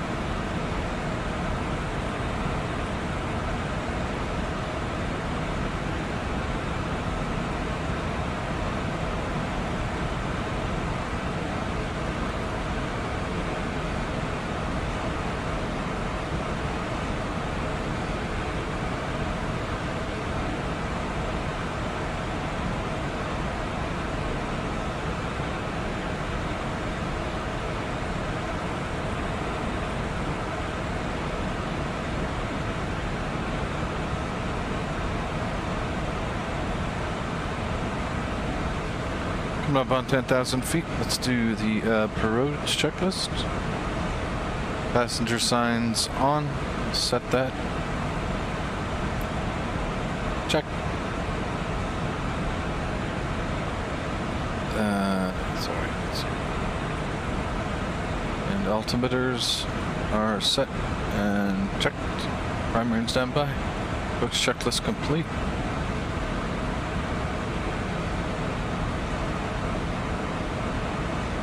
Ten 10,000 feet.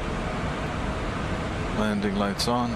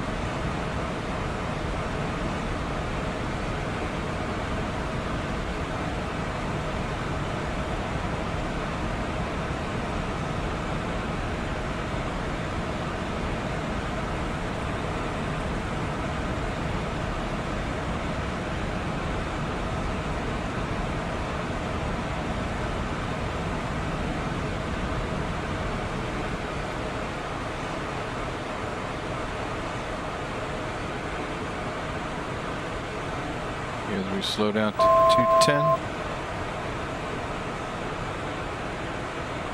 So the track will be 355.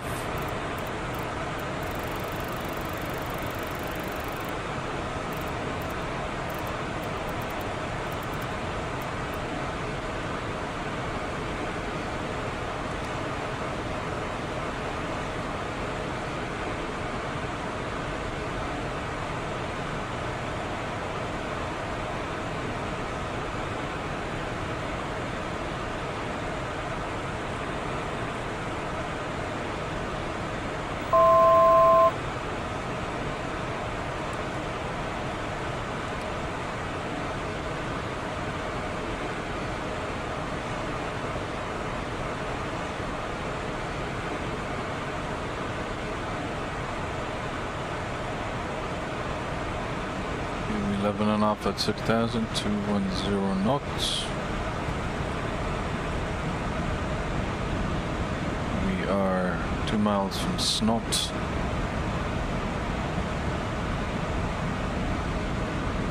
Sync the heading. We can go into heading mode.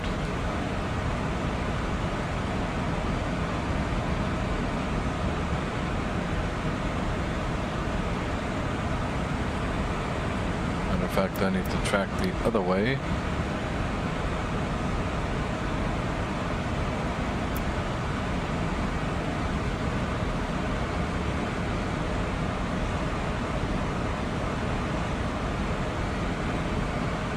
So Shady is 4,000.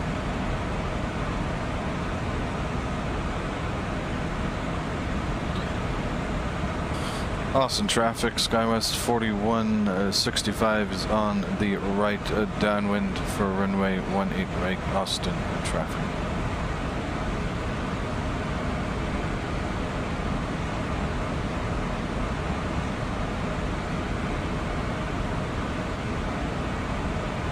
You know, ATC in the area. Oop.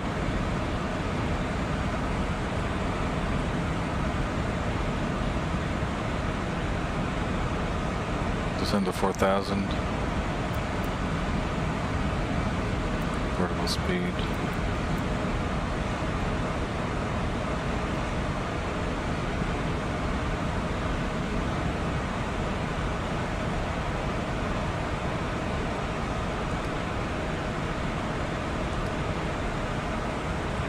Activated the approach speeds.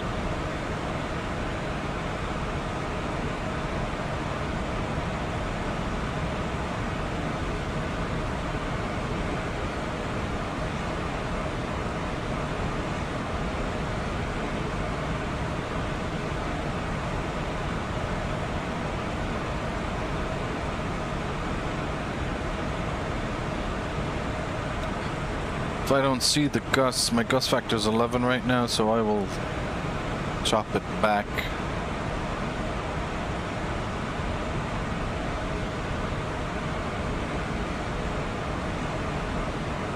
.144 will go to 134, 133.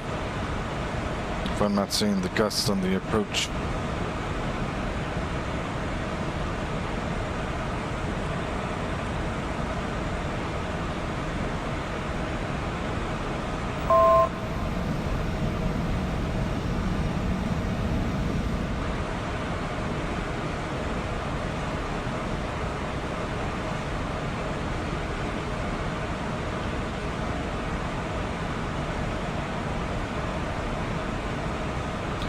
Awesome traffic, SkyWest 4165 is making a right turn onto the base for runway 18 right, Austin traffic.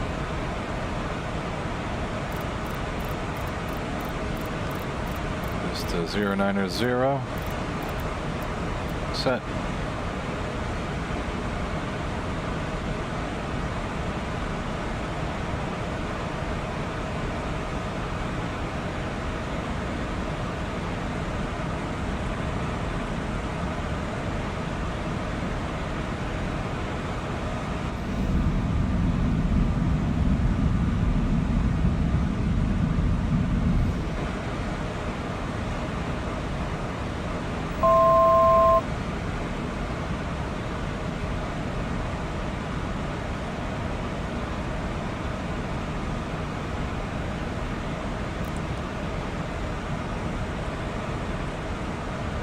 Going to make another right turn to 210.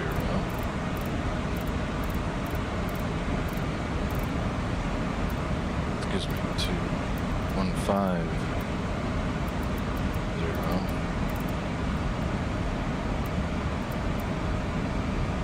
And we'll see if the approach will work or not. And the approach is actually working, okay.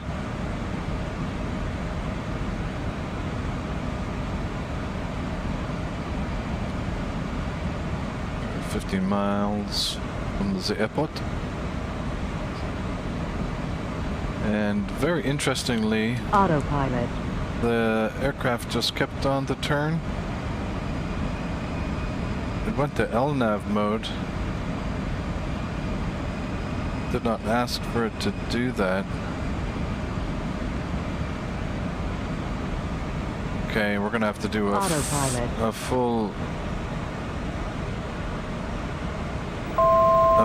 break from X-Crafts programming here.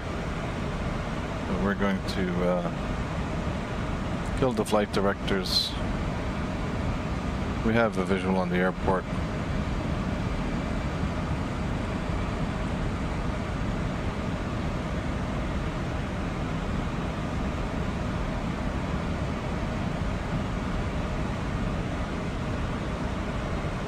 Flaps 1.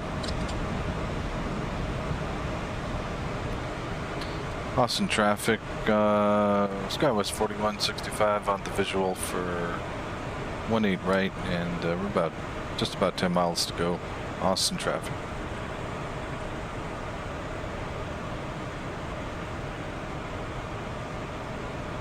I believe they had mentioned that you did not need to go to VOR localizer mode, that you could do it straight from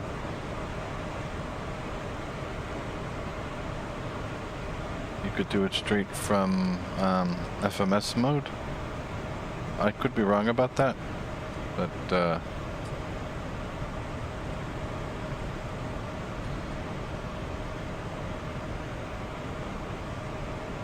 go flaps 2.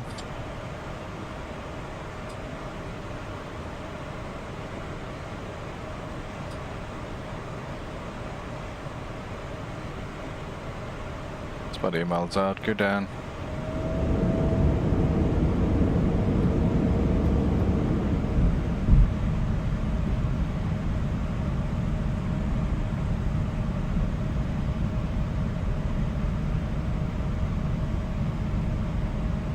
Flaps 3.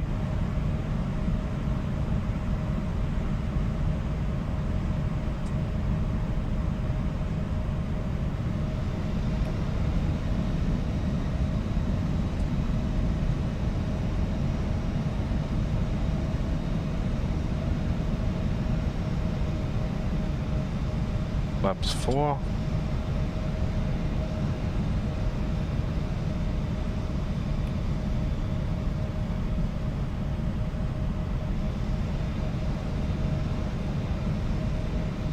Flaps 5, and that'll be final.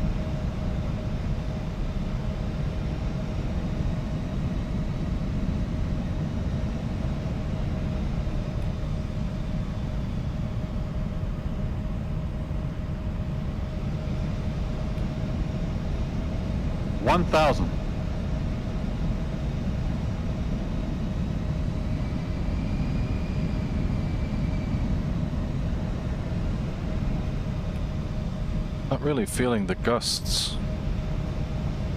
We're gonna go down 138. Gusts are not there.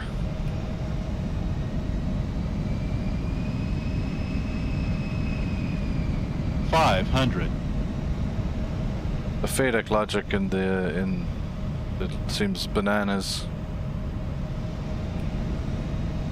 Approaching minimums. Minimums. 200. 100. 50. 40. Throttle. 30. Throttle. 20.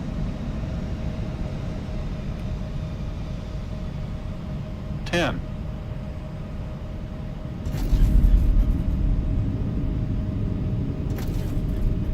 Auto brake. Wow, why did my auto brakes just turn off?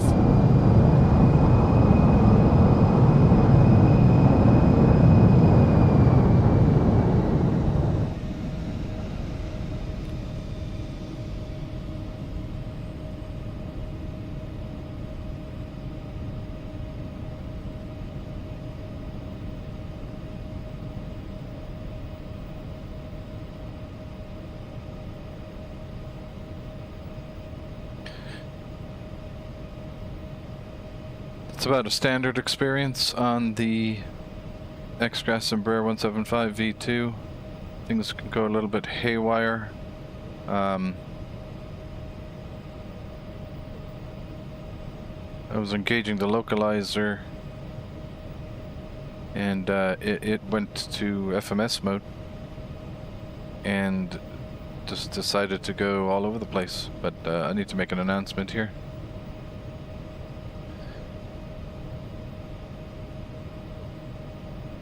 Austin traffic, SkyWest 4165 vacated 8 right and is taxiing to stand 6 via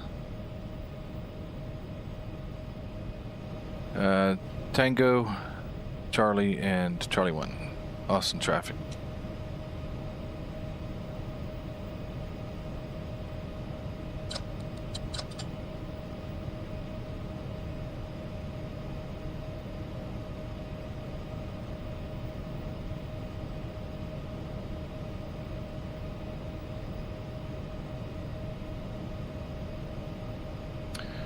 Okay, you can tidy up some of the lights here, strip them, come off. All those landing lights can come off.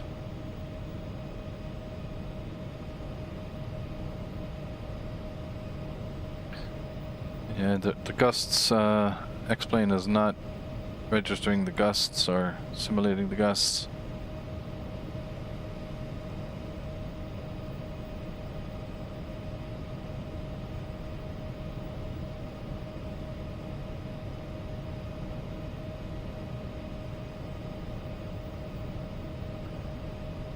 If there's any aircraft over there, doesn't look like there's any aircraft at the terminal.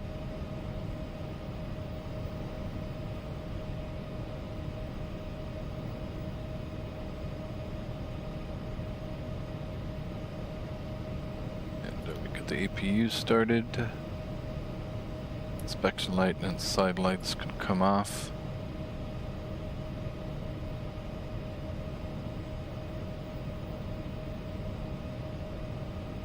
Passing out golf. We're gonna take Charlie 1 because it's not busy here.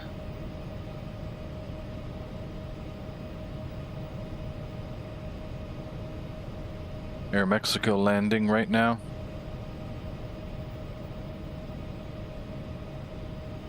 Looked a little bit bumpy, but it's hard to know. It's a bit of a challenging approach. The winds were wouldn't say they were gusting. I mean, maybe 3, maximum 4 knot difference, but they were pretty. I mean, they were pretty steady. Definitely not a gust factor of 11 that was on the METAR.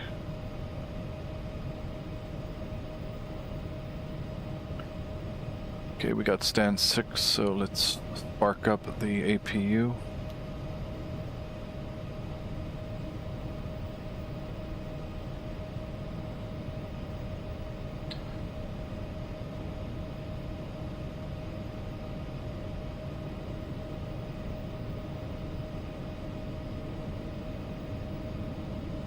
Be any after landing checklists on the Embraer normal checklists?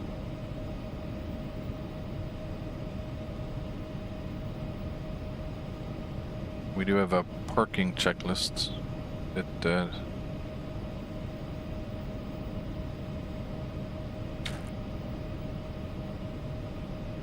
We do have flaps up. APU is now running.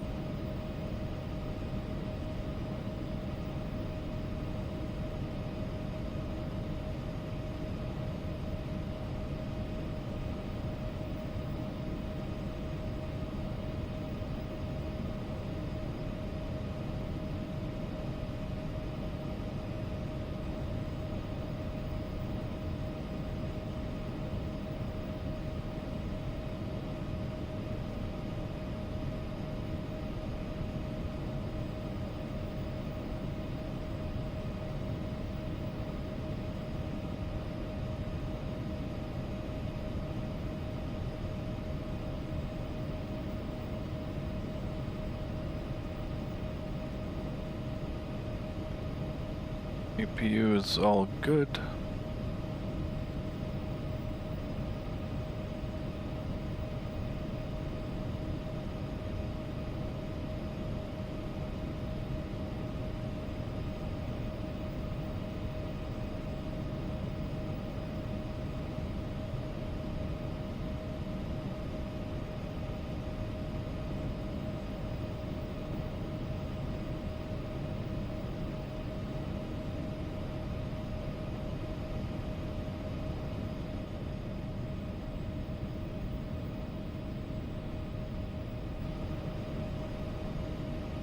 course, these numbers might not... It looks like this airport terminal is levitating.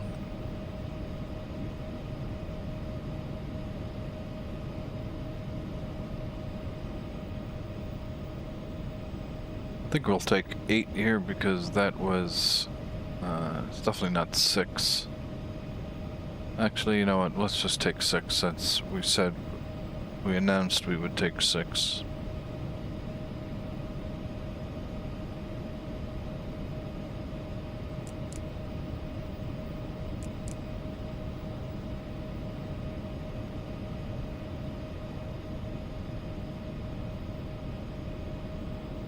Oi. Oi.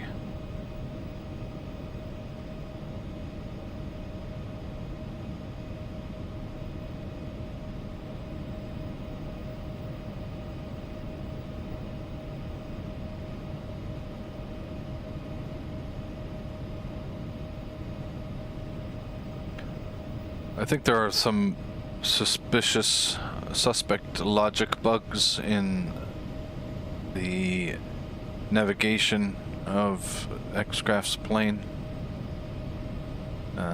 Could it be user error? Certainly. Could be 100% user error. But I've flown a hell of a lot of different types of planes, and there's some weird stuff going on. Particularly when X-Crafts already admits to inadequacies or inaccuracies in how the aircraft is supposed to mimic the real-world aircraft, particularly when it comes to arming the approach for the landing. But I think it's a bit temperamental still, unfortunately, but hopefully V3 will be a lot better. Engine 2 and engine 1 out.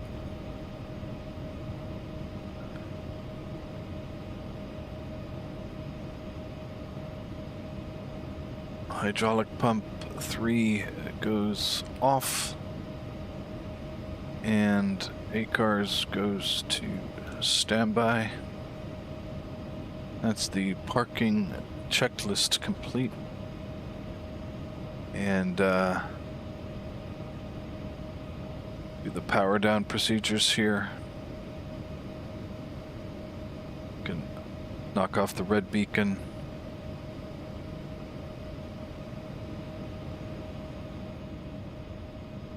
Get ground services to put out the ground objects. Test the jetway. And open the cabin passenger door. Seatbelt signs off. No smoking sign. We'll keep that on. We don't want people to start smoking when they see the no smoking sign go off. It's funny that it's even still on these airplanes. I thought I took the nose light off already, but it's daytime, so nothing too crazy. Everything looks good there. Suppose we could take ground power. Why not? Let's do that. Except that APU goes to off. And everything is good. I wonder how hot the brakes are here. Wow, the brakes should be way hotter than that. There's not even a brake fan here. Yeah, the brakes would be crazy hotter than that. Be 4 times as hot as that they say they are. Okay,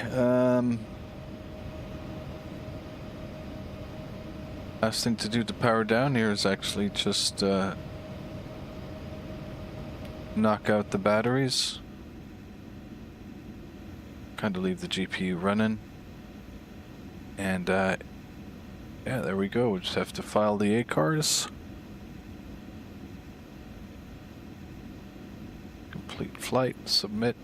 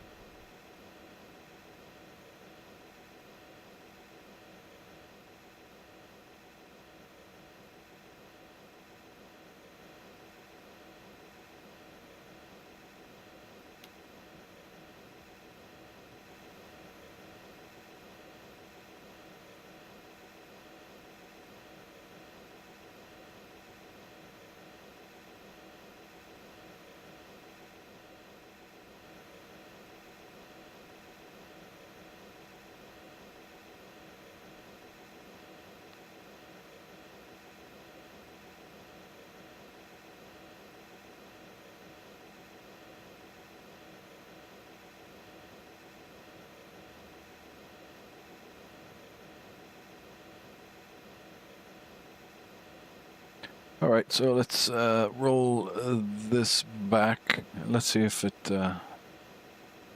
See how X-Crafts deals with replay mode. Will it keep the door open and the cones in front of the or around the airplane? V1.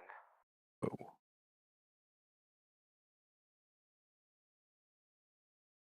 Okay. Minimum 500.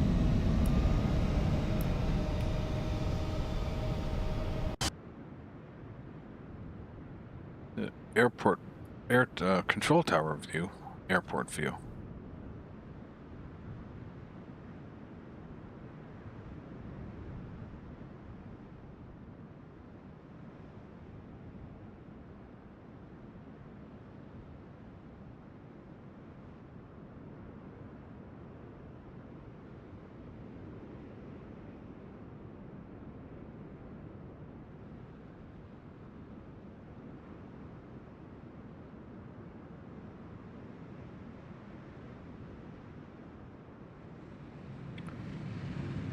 So it's acceptable.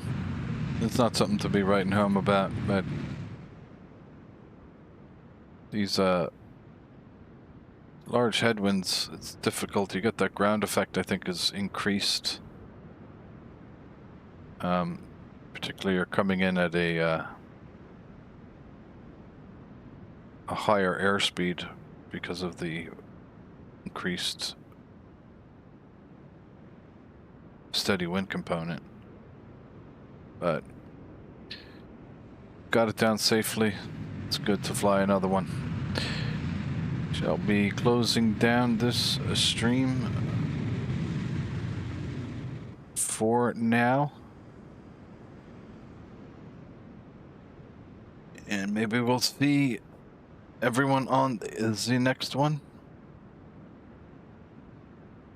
If you enjoyed it, the flight will be chaptered on the channel, as all flights are.